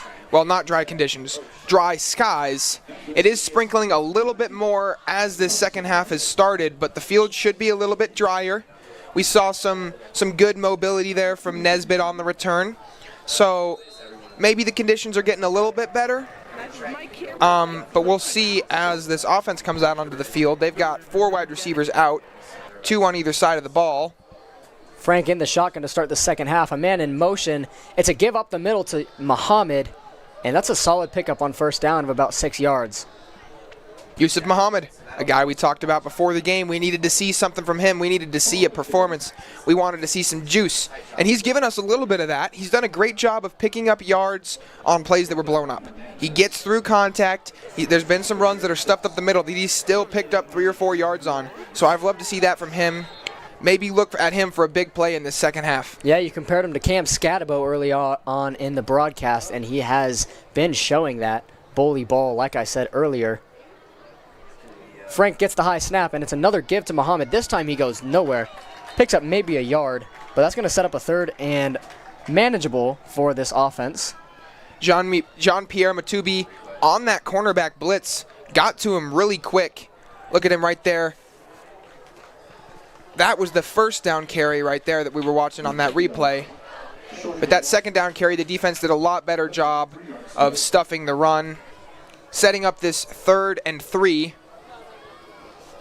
4 receivers out wide for this 3rd and 3. Ty Frank in the shotgun. Looks like man coverage from Fossil Ridge. He takes a snap, looks left, fires, and connects with a man. That's Nesbitt racing down the sideline. Tracked down by Hernandez, but a good pickup by Bodie Nesbitt. Ozzie Maccabee in coverage there. Oh, sorry, that was Josh Stetz in coverage there. Man coverage, as we look at this replay, just missed that tackle that you really need to make. Adriel Hernandez is the guy that wound up making it, which is something we've seen a lot of this year. He is the team leader in tackles, but Stetz looked like he was worried about getting beat deep there. Wide receiver came back to that hitch and had about 5 yards of separation, and then the only thing that Stetz needed to do there was make the tackle, and he couldn't get that done. First down in Sabercat territory, fires across the middle. It's right into the arms, bounces off the chest of Josh Stetz, falls safely to the ground after a bit of a scare on that first down pass. Yeah, well, we just talked about how Stetz had a bad play that first one, and then right there, a great one. Got in between the quarterback and his target. That ball went straight up in the air, and that usually leads to picks, but hit the ground right before it could get to Adriel Hernandez. Ty Frank is a quarterback that has struggled a lot with throwing interceptions this year, so the secondary might be looking to capitalize off of that. Frank on the 2nd and 10 drops back, and a little bit of a wobbler out to the right side as Bodie Nesbitt hauls it in and gets about 5 yards. Nesbitt has been pretty much their whole air attack so far throughout this game. He's had some big plays over the middle as we look at this replay, outrunning his man, getting out of bounds, turning that corner and picking up a few more. But as we talked about with Ty Frank, the interceptions have been an issue. He's already up to 8 on the year. Yeah, so we've seen a lot of Bodie Nesbitt. Apart from him, it's been a couple to Colin Brown and Aiden McClelland, but really the majority just to Nesbitt, and he's been making it work from what he's been given. Now Frank tries to find Toby Hernandez on the sideline. He's gotten a couple of targets as well, but unable to haul that one in. It's going to set up a 4th and 5. The offense appears to be staying out on the field. Looking at this replay, not a lot of separation to begin with, but the ball was put there at the right time. Put a lot of juice behind that throw, did Ty Frank, and Ozzie Maccabee in coverage. Good job of letting him know he was there. But at the top of your screen, what you might have missed was Bodie Nesbitt getting open again. Josh Stett seems to be a little bit paranoid about getting beat deep, as his hips were wide open as he looked to flip and try and hang with him deep. Bodie Nesbitt hit the brakes on the wet turf, able to sit down that hitch, and he had a ton of separation. I would have loved to see Ty Frank throw the ball to him up there. They run out the punt team, but I think the play clock was getting really low, so they do burn their first time out of the half. Not sure if they're talking about their decision over here on the sideline. 2 minutes have burned off the clock on this drive. We're sitting at 10 minutes and 11 seconds left with this 4th and 5 facing this offense. I don't know. We just keep losing. Looking at these student sections, look at all of that attendance from this Fossil Ridge student body. I love to see that. What you can't see is off the screen to your left is there's even more overflow seating that's completely full. If you look across the field as well, the Rocky Mountain student section has shown up. They're over there with a pink out. Not nearly as many students, but this is an away game for them, so that is to be expected. They run the punt team back onto the field on this 4th and 5. Lucas, I need the punter. Lucas, I need the punter. Zoom out. Zoom out. You ready? It's a high snap. Able to corral it and gets the punt off, but that's just going to bounce into the end zone for the touchback.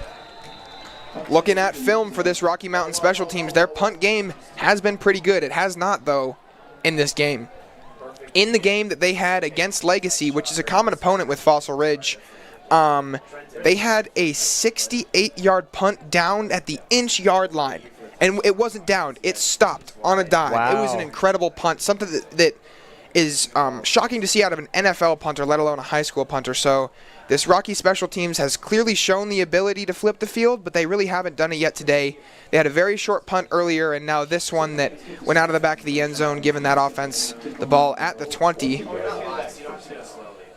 2 wide receivers at the bottom of your screen, 2 tight ends, and a running back in the backfield that looks like Damian Masters. Jance takes the snap and gives to Masters, who tries the right side. Not much going over there. Picks up maybe a yard. Good job by Cayman Miranda, that corner at the top of your screen. He came in, and he kind of shut that down. He didn't let him get any further outside, forced him back up the middle where the linebackers were waiting. Like to see that physicality from the corner. He didn't wind up making the tackle, but he really forced him up that hole where there was no room.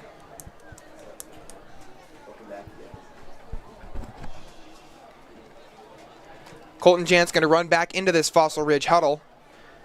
Break it out with a play call. They're going to come out in that same 2 tight end, 2 wide receiver set. The 2 wide receivers are Eli Swanson and Braden Higgins. Jance drops back, looks left, fires across the middle of the field, and that was dangerous. He was looking for Eli Swanson, but he was covered by about 5 defenders. Not sure about that decision. It does fall safely to the ground, and it's going to bring up a 3rd and 9, but Swanson was the intended receiver on that play. Man, let's look at this replay. Not any window to throw that ball into Swanson at all. Braden Higgins at the top of your screen there, frustrated. Sorry, at the left side of your screen there, frustrated with that play as he thought he should have been throwing the ball. He was in 1-on-1, which is definitely a lot better than 4-on-1. So not sure what Colton Jance was looking at. He's had a okay game so far, especially that second quarter, but we need to see something better from him on that right there. So 9 yards to go on this 3rd down. Jance rolls out right, escapes the pressure, and just dumps it out of bounds for the incompletion on 3rd down. Going to set up a 4th down and probably a punt as the punt team does run out onto the field. Nothing open there at all. Both routes came across the middle of the field, guarded well by that secondary and those linebackers. No room at all to force something in, so good job dumping off the pass instead of throwing another interception, and they're going to try and flip the field here with Caleb Camping and the punt unit out. Both teams punting now here on their first drives of the second half. Here's Camping's punt. It's not crazy far, but it does get a good bounce. It's going to be at the 46-yard line of the Lobos. 26 net yards on that punt. Had a lot of hang time, but it was a decent punt. Yeah, sets Lobos up in their own field position at the 46-yard line. And this defense looking to step up again as they were able to make the Lobos punt on their previous drive. Now you're green, because that means you're off. You're on the right channel. Okay, Lucas, get the tight shot, and then we'll have... Nesbitt down low. Heavy set from this Rocky Mountain offense. Ty Frank in the shotgun. It's a give and absolutely bottled up by Braun Southworth. Braun Southworth, he's a guy that we've talked about. He's a playmaker from that outside linebacker position. He didn't, looking at this replay, great tackle. Just wrapped them up, let him get nothing else, set the edge, got past his blocker in that tight end.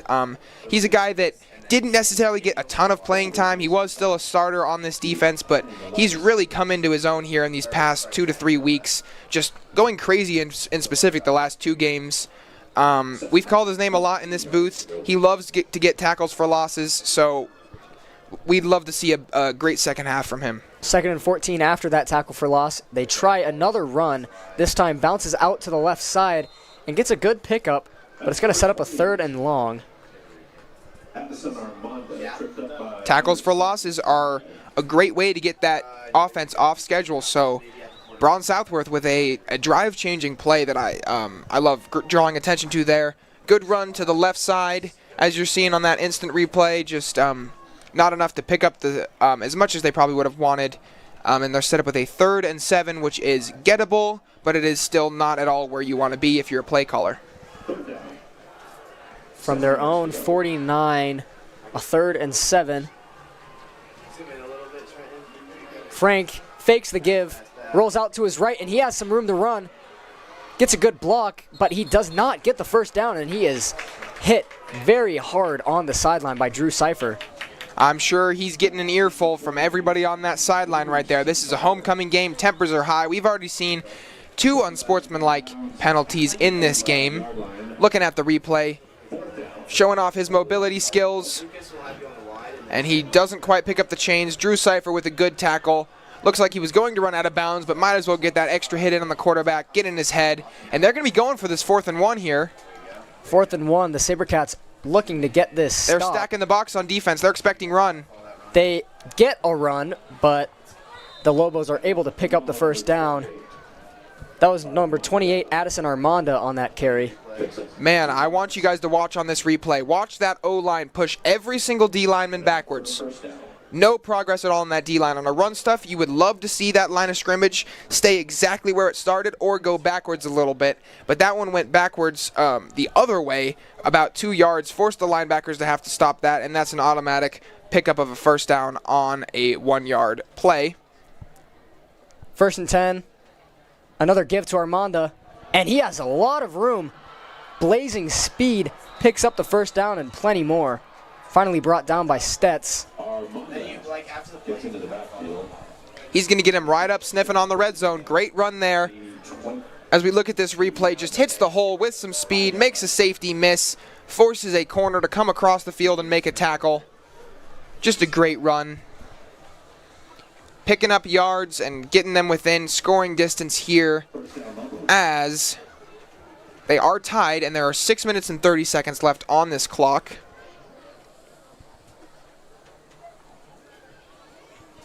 Frank on this 1st down and 10. It's another give to Armanda up the middle. And another good pickup of about 5 yards. We haven't seen a ton of carries for Armanda in this game, but so far these last 3 have been pretty good. He picked up that 4th and 1 when he needed to. Looking at this one right here, did a good job just picking up a few. Tackled by both the linebacker, Braun Southworth, and the safety, Drew Cipher. But yeah, great running from him so far. Yeah, Armando's been the back on pretty much this entire drive, and he's gotten the ball every play. Marching down this field, setting up a 2nd and 5. Far right side of your screen, we got island coverage between Ozzy. To give up the middle again to Armanda, breaking a tackle and picks up the first down and more.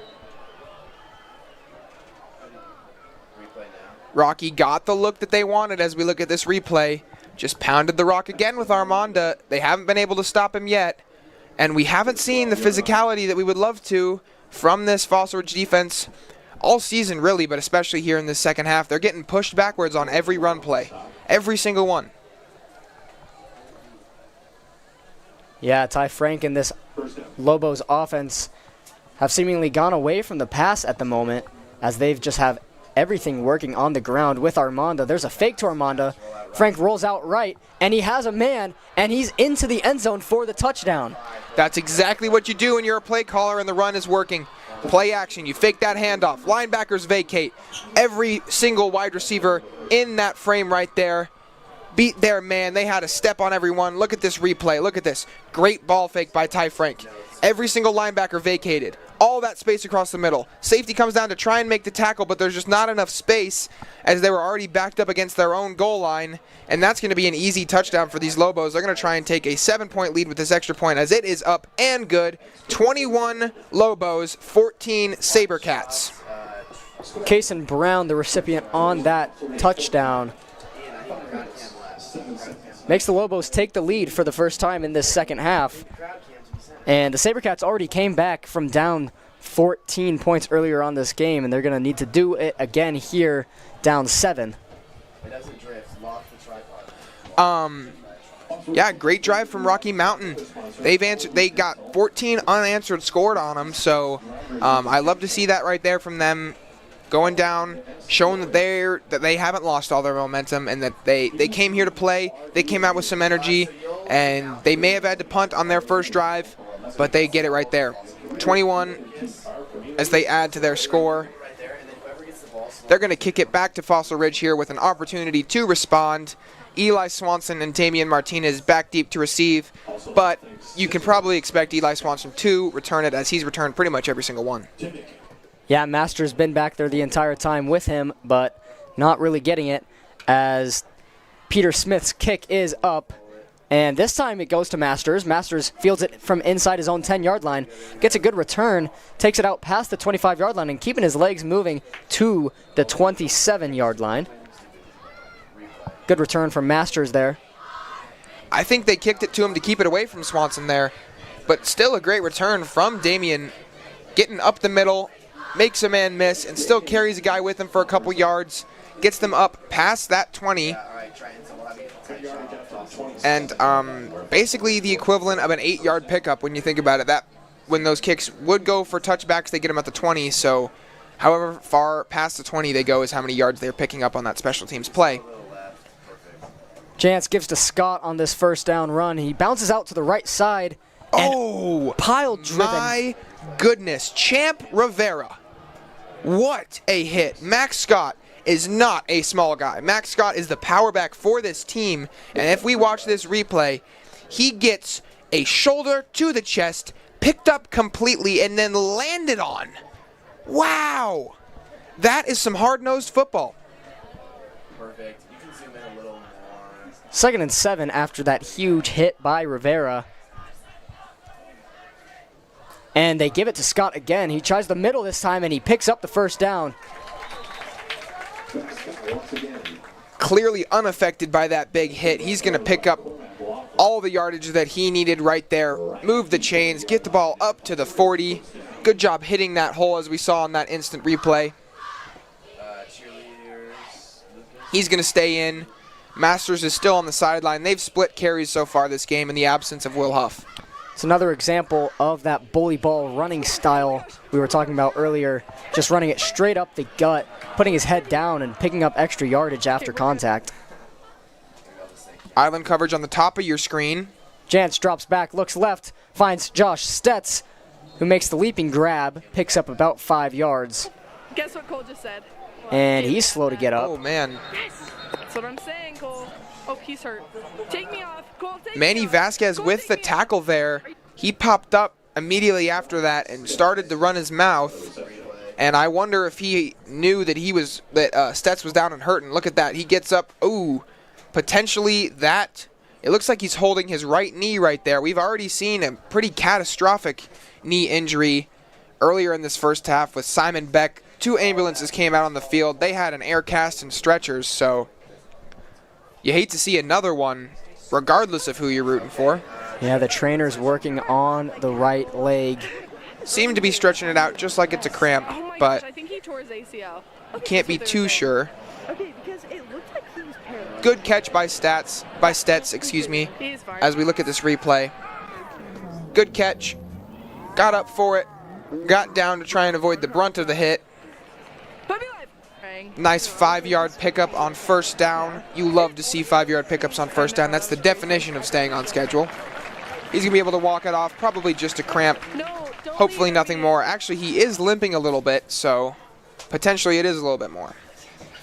Yeah, walking very gingerly back to the sideline on his own power, which is good, but he's shaking his head. He took his helmet off, and he's going to lay down on the sideline after that pickup of 5. This team already without their wide receiver 2 and Gavin Zanatelli, so they're running thin at that position right now. Jantz gives to Scott, who takes the left side and picks up about 3 yards before going out of bounds at the 48-yard line. I'm going to say it again, staying on schedule. Good job by the Fossil Ridge offense. When they do that, they're at their best. They're also at their best when Colton Jantz gets the ball out quickly and makes good reads. Let's see if he can do something like that here on this 3rd and 2. They're hurrying it up. Jantz looks over to the sideline after hurrying to the line. Now they're ready. They snap it and give it to Scott, who's met in the backfield. That's number 33, Brady Swigert, on that tackle for loss. Man, was he touched? I don't think he was. He got in the backfield too quickly. That sets up a 4th and 5. They're going to run that special teams punt unit out here. Yeah, and that's an unfortunate stall to the end of that drive for the Sabercats. And that was their guy on that drive, Max Scott. He had gotten all their yardage up to that point, aside from that one catch from Stets, but unable to go forward on that one. And there's a low snap on the punt. Camping gets it off, and this one a good punt. Received at the 20-yard line, and he has a lot. Ball's out! It's pulled out by the Sabercats. Looks like maybe the Lobos were able to fall on it, and they were. Oh boy, they wound up gaining yardage a lot on that fumble, but let's look at this replay. Good punt. Brady Swigert receiving it. He takes it up the middle, follows his blocks, punched out by Braun Southworth. We're going to say his name again. He keeps making plays. He just keeps making them. Unfortunately, the Sabercats not able to hop on that ball. Took a lucky bounce right into a Rocky Mountain player's arms in stride. So they're going to have the ball at the opposing team's 46-yard line. Yeah, after that weird play, it sets them up in really good field position as there's a run up the middle to Yusuf Muhammad, pushing the pile forward and picks up 7 yards on that play. Look at how far that pile got downfield. Look at your screen right now. All those O linemen and all those D linemen are 7 yards downfield. Fossil Ridge needs to get a push. You can't win a football game. Look at this right here. Every single Rocky Mountain lineman pushing their man backwards further and further. Those are one-on-ones. Those are double teams. That's linemen versus linebackers. That's exactly how you run the football if you're Rocky Mountain. Good pickup on first down as Rocky's looking to add to their lead once again. Man in motion. And it's another run up the middle to Muhammad. This time he's wrapped up before going anywhere. Makes it back to the line of scrimmage. But good job swarming to the runner by that defense. Cohen Saunders with a great stop there. That is how you run stop if you're the D-line. That's something we haven't seen this whole second half. Didn't get pushed backwards. Stays on his block. Then he gets off it, as we see here. Wraps him up. Brings him down with a little bit of help from Charlie Ferricks, the safety. Great job. Ozzie Maccabee finishing off the hit right there, getting in the guy's head. Adriel Hernandez hobbles off the field after that play, and Drew Cipher runs on to replace him. Here's a 3rd and 3. Coach is yelling on the sideline, upset about something. Frank looking left, has a man, and it's Nesbitt. Nesbitt could be gone, and he is gone. Finds the corner of the end zone for the touchdown. Huge play by Bodie Nesbitt as they add and make it a 2-score lead once again. There's a man down for the Sabercats in the middle of the field. Man, the injury might be to his heart because that was a play right there from Bodie Nesbitt. Just beats his man on the route. Julius Perez falls down in pursuit and just, oh man.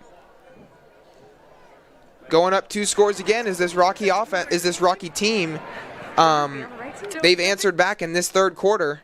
There's just 30 seconds remaining.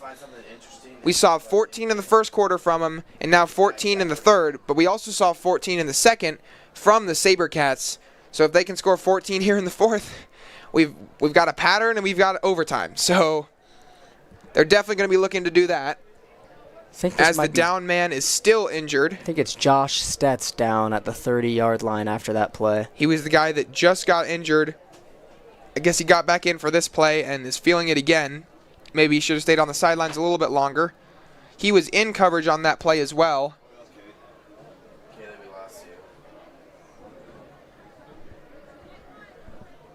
His helmet looks to be still on, so he's going to hobble off under his own power, but we might see him hang on the sideline a little bit longer here to kind of figure out what's going on with him.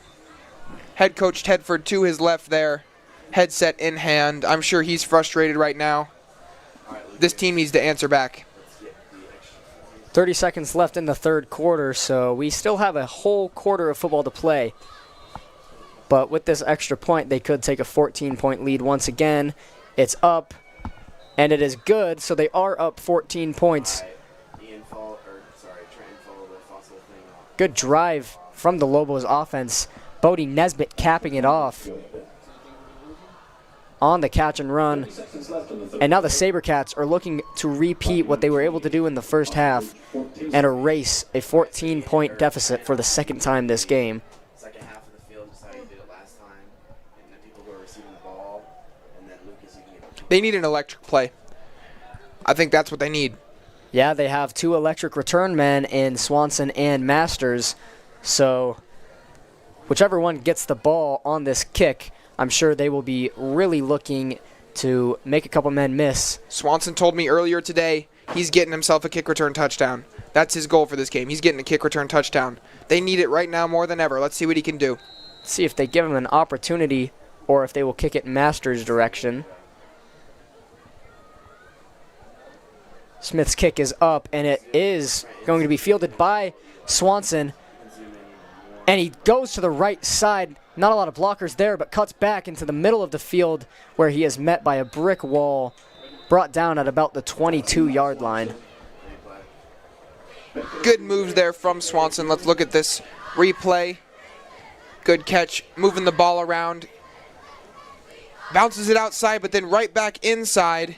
There was a little bit of room to his right if he could have made one more man miss. There was a lot of grass, but he took the safe route and went up the middle to pick up what was there for him right away. So he does not take the gamble by taking it outside further. And the offense is going to have the ball at the 22-yard line to start this drive. 3 wide receivers, 1 tight end, and 1 running back. Jantz with Masters to his right, takes a snap, drops back. It's a screen to Masters, gets a block, and picks up a good amount of yardage. But there is a flag in the backfield. Potentially an ineligible man downfield. You see those a lot on screens, especially in high school, and they are walking backwards with the ball already.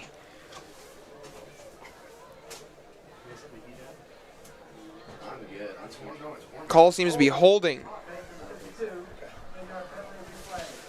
Holding on Melvin Foley on that screen pass. Negates the 5-yard pickup. So 1st and 20, not where you want to be for the Sabercats. Down 2 scores. Surprisingly quiet on this Fossil Ridge side of the stands. Ball on their own 12-yard line, and let's see if they get a snap off in this third quarter. They do, and it's a give to Masters up the middle, but he gets nowhere. 2 yards on the carry. 1st and 20 is a lot of yards to pick up. Running it up the gut could possibly work, but definitely didn't there, and I'm not sure if I personally would have made that play call. So that's going to end it for this third quarter, and we are moving into the fourth quarter with the score 28-14 in favor of the Lobos, up 2 touchdowns. Third quarter's been all Bows. They're up 14. They got 14 in this quarter alone to go up 2 scores. Came in tied. And now we've got Byron on the field for his famous baton twirling celebration that he does every homecoming game. It's on fire. Look at that. Trying to get some energy for this crowd, get some momentum for this Fossil team. Let's see what the performance that he can put on.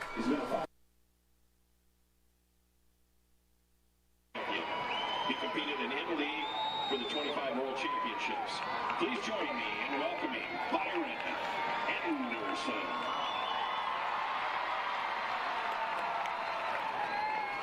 Okay, take me off real quick.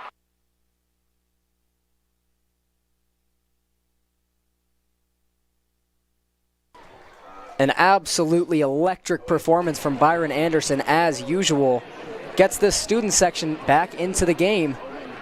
And they're going to need them in this fourth quarter, down 2 scores on their own 14-yard line and facing a 2nd and 18. They need to play here. Swanson goes in motion. Jantz takes the snap, looks over to Swanson, finds a man across the middle. It's Caleb Camping, intended receiver. Good defense there by Jackson Cliff. Not much of a window to fit that ball in as we look at this replay. Fires it across the middle. Yeah, just good coverage from the Lobos. Not a great read from Colton Jantz. Yeah, looks like that maybe should have been picked off, which would have been catastrophic for this offense. We've already seen 2 of those, and they were in the first quarter. Here's the problem. I have no fans. He seemed to have rebounded, but no momentum now for this offense. 3rd and 18. I mean, you don't usually have a play call that works on 3rd and 18 to pick up 18 yards every time. But they're going to need one here. Island coverage at the bottom of your screen, though. Jantz drops back, fires to the left side, finds Swanson, and he stays in bounds, and he's going to pick up the first down. Goes out of bounds just past the chains. Pickup of 19 on a 3rd and 18. Looking at that student section, they love Eli Swanson. They've got a 3-foot by 4-foot cutout of his head, and they're going crazy every time he gets the ball. Look at that sign. Fan favorite on the catch and run up the left sideline.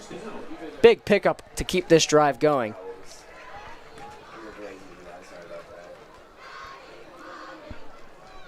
He is in the slot for this play with no coverage near him, so Jantz on 1st and 10, looks to Swanson again, throws it a little bit behind him, but Swanson able to make the first couple men miss, picks up about 4 yards. That was a good job making something out of nothing. You would have liked to see Colton hit him in stride there instead of he brought him 2 yards backwards with that pass. Still a good pickup on 1st down. Yeah, he had to run backwards to get that 2 men miss, but the 3rd man gets him down. Nice 3-yard pickup, making something out of nothing. 2nd and 7.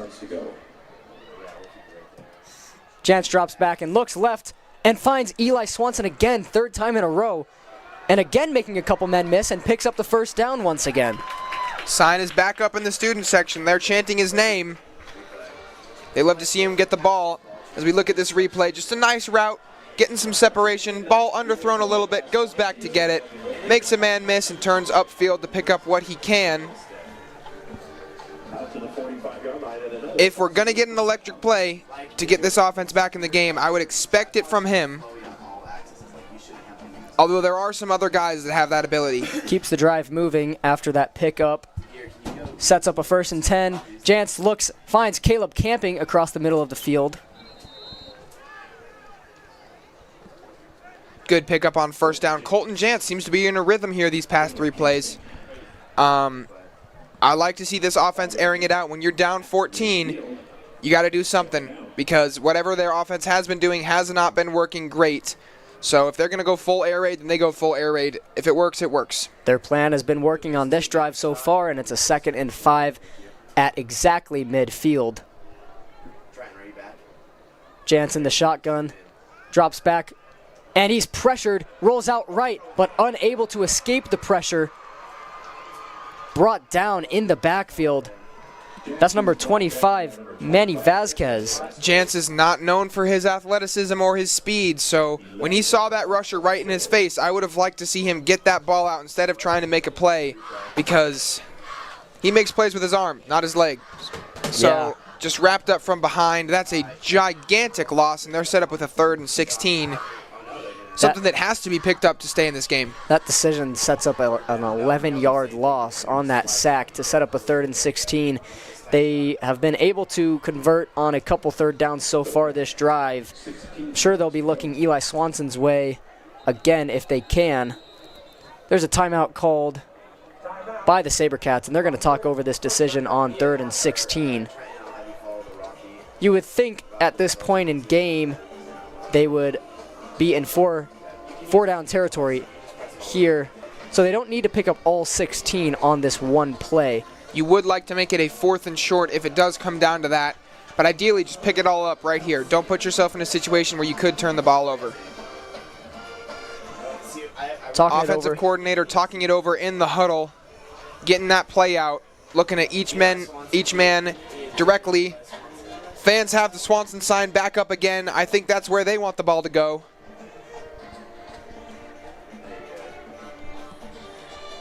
Just over 9 minutes left in this ball game, and the Sabercats down 2 scores. They really are hoping to convert on this drive. Trips to the top of your screen. No safety deep for this Rocky team. Nope, there goes 1 and 2. Jantz looking left immediately and finds his man, but Caleb Camping is unable to bring it in, and they get nothing on the 3rd and 16. That might change their decision a little bit, and it looks like it does as their punt team is running onto the field, and that is not what you want on that drive. Looking at this replay, that is not the read that you want to see from Colton Jantz. That play was designed to go downfield to either Eli Swanson or Braden Higgins. Braden Higgins, the latter that I referred to right there, was actually significantly open. I would have liked to see the ball go there, but instead this punt team is going to come out. Camping gets the punt off. It's a pretty good punt inside the 30-yard line. Nesbitt on the return makes a couple moves down to the 36-yard line. This defense needs to set a trap. They need to get the ball back, whether that is an interception or forcing a fumble. They need to do something.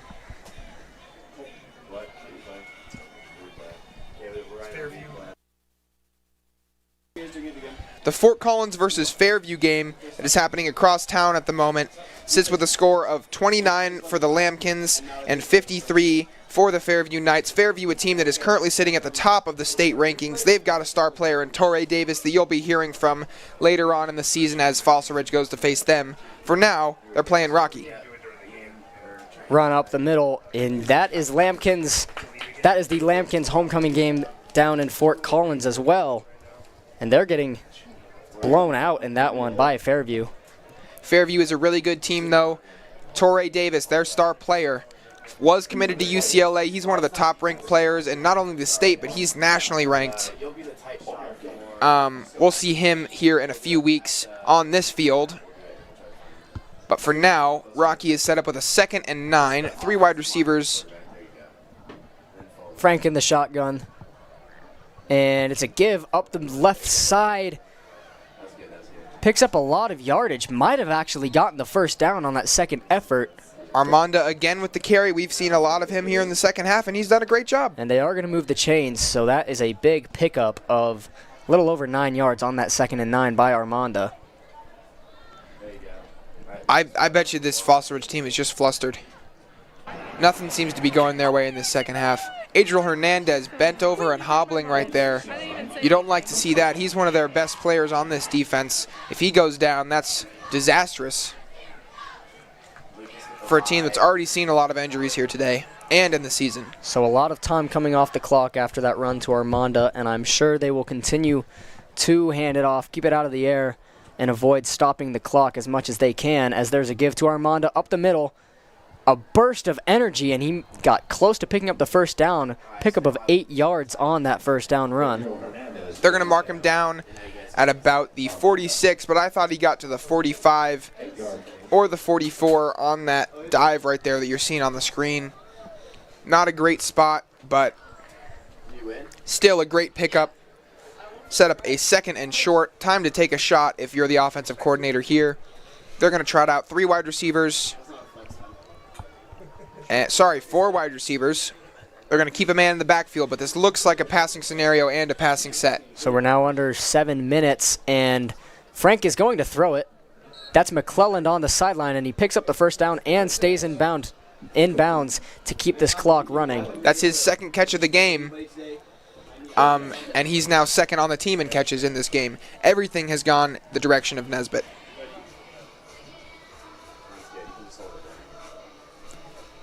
Clock still rolling, and that is not what you want to see for the Sabercats. 6 minutes and 30 seconds left in this game. They're down 14. They're going to need a very big play. Let's see if they can get one right here. Frank gives up the middle. Not a lot of yardage, but it is effective to burn the clock. That was Armanda again. I bet you these Rocky Mountain coaches are looking at their players right now and going, don't fumble the ball. Keep it in your hands. Don't even let it touch the turf after the play. That's something that Coach Saban was famous for. The greatest of all time, never let the ball touch the turf if you're a running back, even after the play is over. You always give it to the ref, never let it touch the turf. They're going to be focusing on keeping the ball in their hands, burning the clock, staying in control of this game. Hernandez in motion, and it's another give to Armanda, this time to the left side. And I think he got out of bounds, so that is going to stop the clock.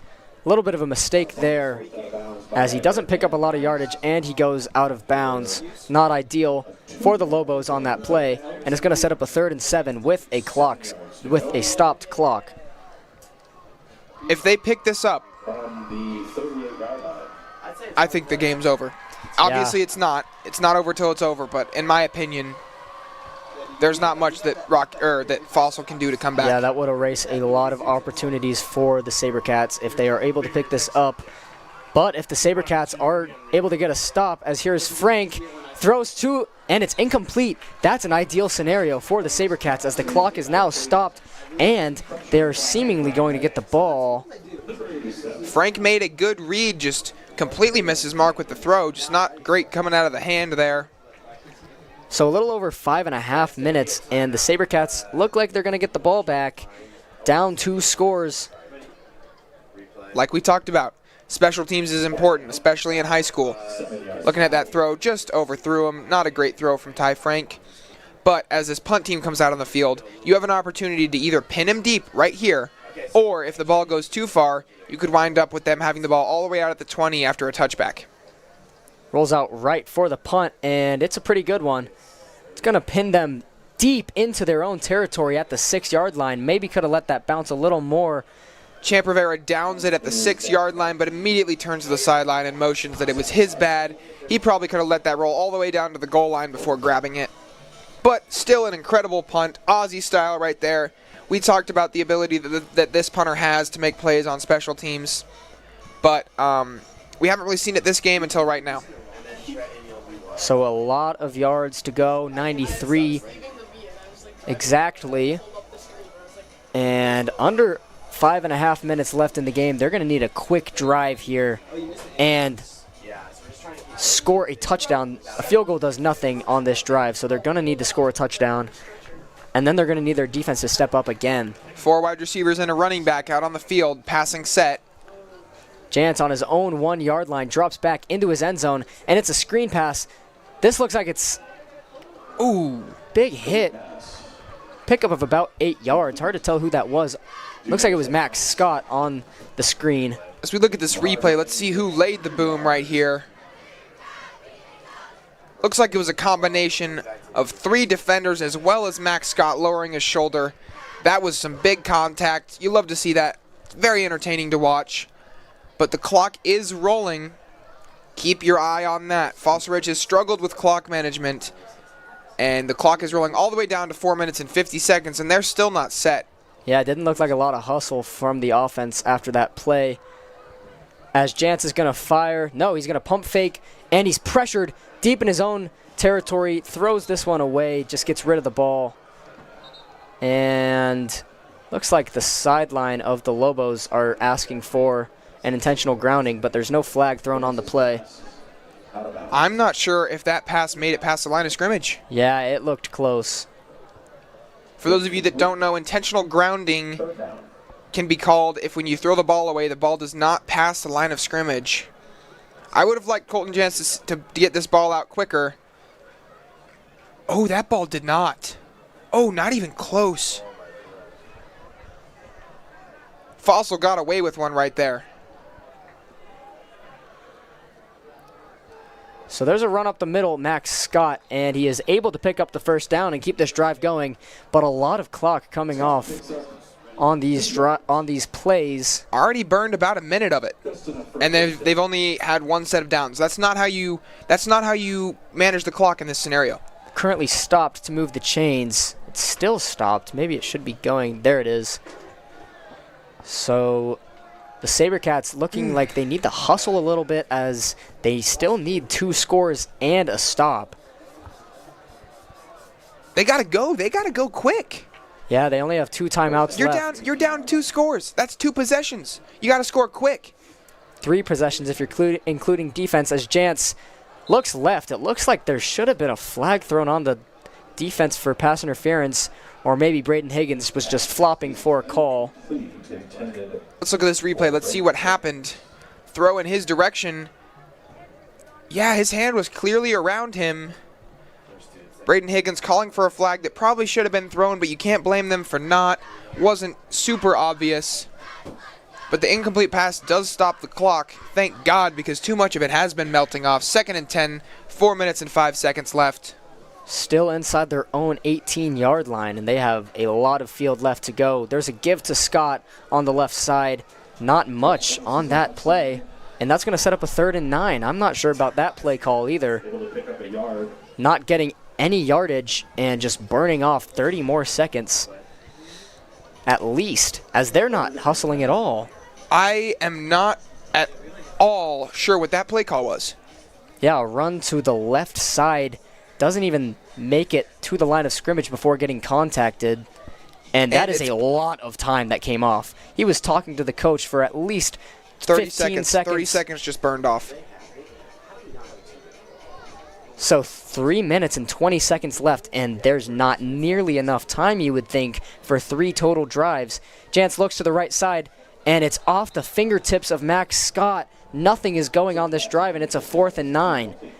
Can't even consider punting in this scenario as they need 14 points in just over 3 minutes. This offense is in shambles. They're running out the punt team. There's not nearly enough time to get 2 stops and 2 scores. I'm not sure what this decision is. This is the equivalent of giving up on the game. Yeah, pretty much. That's exactly what this... I mean, 3 minutes and 16 seconds left on the clock. You don't have 2 possessions in there. It's a low snap fielded by Camping. It's a great punt. Boots it over everyone's head and gets a great Fossil bounce, but field position doesn't necessarily mean the world here on this drive. 3 minutes left in this game. They need a 3 and out, and they need it quick. They need a 3 and out and a score and another 3 and out and then another score with 3 minutes and only 2 timeouts left. I mean, it was a 4th and 9 on their own 19-yard line, so if they didn't convert that, I mean, not many opportunities they're going to get after that. But that's pretty much the same scenario we're having here after that punt. Coach Tedford has forgotten more football than I'll ever know, but I would not have made that decision right there. I really would have gone for that. The game is on the line. I think that was a mistake to give the ball back to Rocky.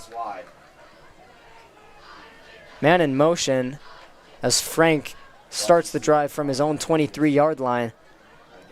It's a give up the middle, and I'm sure we're going to see a lot of that as Yusuf Muhammad picks up a good chunk of yardage on that first down, about 7 yards. And the clock is just going to tick. The Sabercats have 2 timeouts to use, but they're not going to use one here. 2 minutes and 45 seconds has come and gone. A couple first downs and this game is over. 1 first down realistically and it's over because you need 2 possessions, but you can't rule it out completely. Another give to Muhammad up the middle like we expected, and he does pick up the first down, so this is going to be hard to come back from.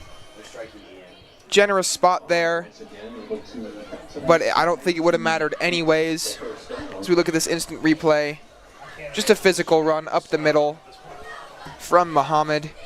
We've seen a lot of that from him. He seems to fight through contact a lot, make runs that should be 0 gain into 3 yards. It's the little things like that that wind up mattering in a football game, and he's done a great job of that all day. 1st and 10, and there's only 2 minutes left in the game. And this one seems to be all in the hands of the Lobos, as Muhammad gets about 1 yard.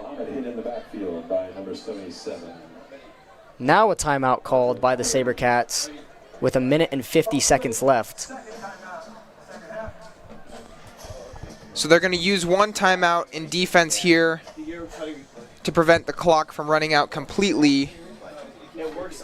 But this game is pretty much over. 1 minute and 50 would be burned off very easily, and even if it isn't, Fossil Ridge would likely get the ball back with under a minute left. Not enough time to score 14 points. Yeah, barring an absolute miracle and maybe a fumble recovered for a touchdown. I mean, they're not going to throw the ball, obviously, so that's their only hope here. As a turnover, if they force them to punt, that doesn't even do much, because they're going to get the ball back with about a minute if they force them to punt. Probably less than that.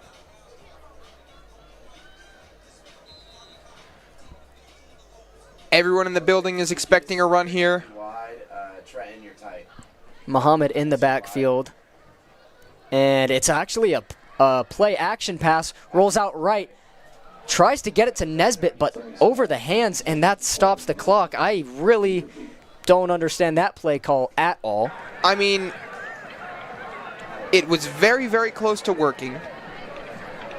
But, I mean, running it up the middle would have burned clock, which is exactly what the goal of this drive is to do, and throwing it would not. So I mean, that call has to be solely just stepping on the throat of the downed Sabercat if it had worked. But either way, that was going to stop the clock, as he was just going to run out of bounds.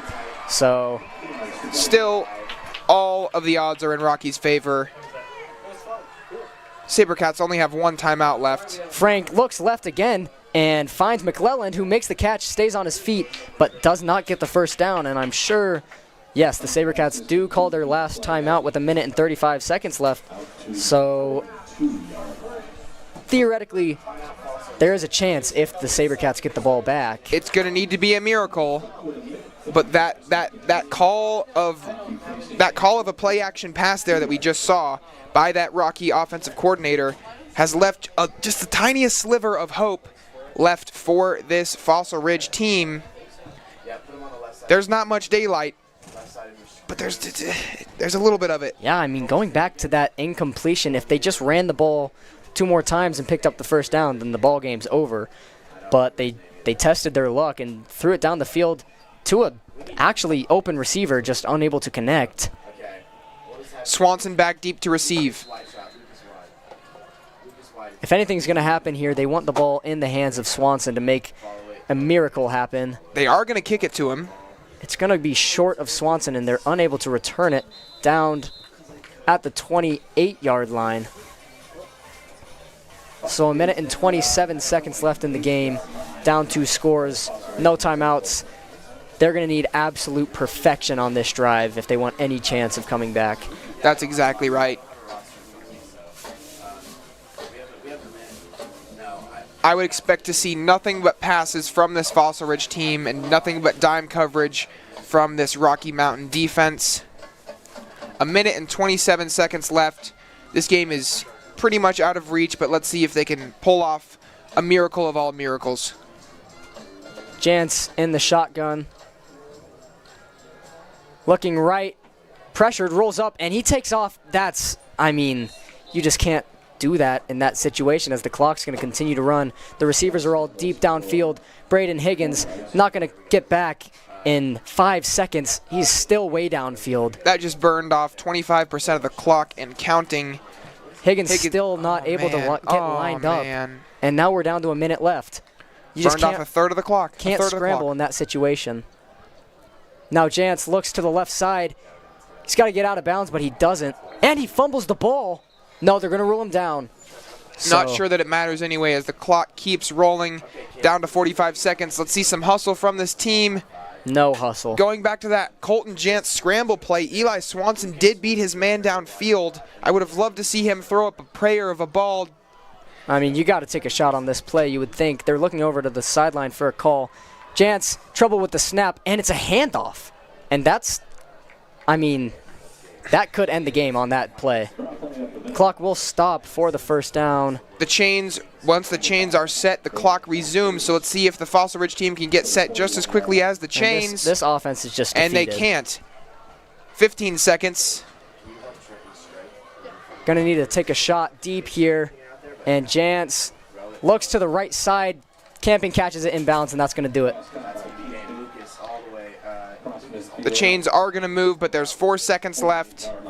No chance to score 14 points. The Rocky Mountain Lobos have come into Fossil Ridge, and they've won during Fossil Ridge's own homecoming game. They came in here and they won. They were the better team today. They played a better game. They capitalized when they needed to. They made plays when they needed to. And the final score is 28 Rocky Mountain, 14 Fossil Ridge. Yeah, that fourth quarter was just absolutely disastrous on all cylinders for that Sabercats team. It seemed like the Sabercats had momentum going into that halftime. They came out, gave up 14, and scored none.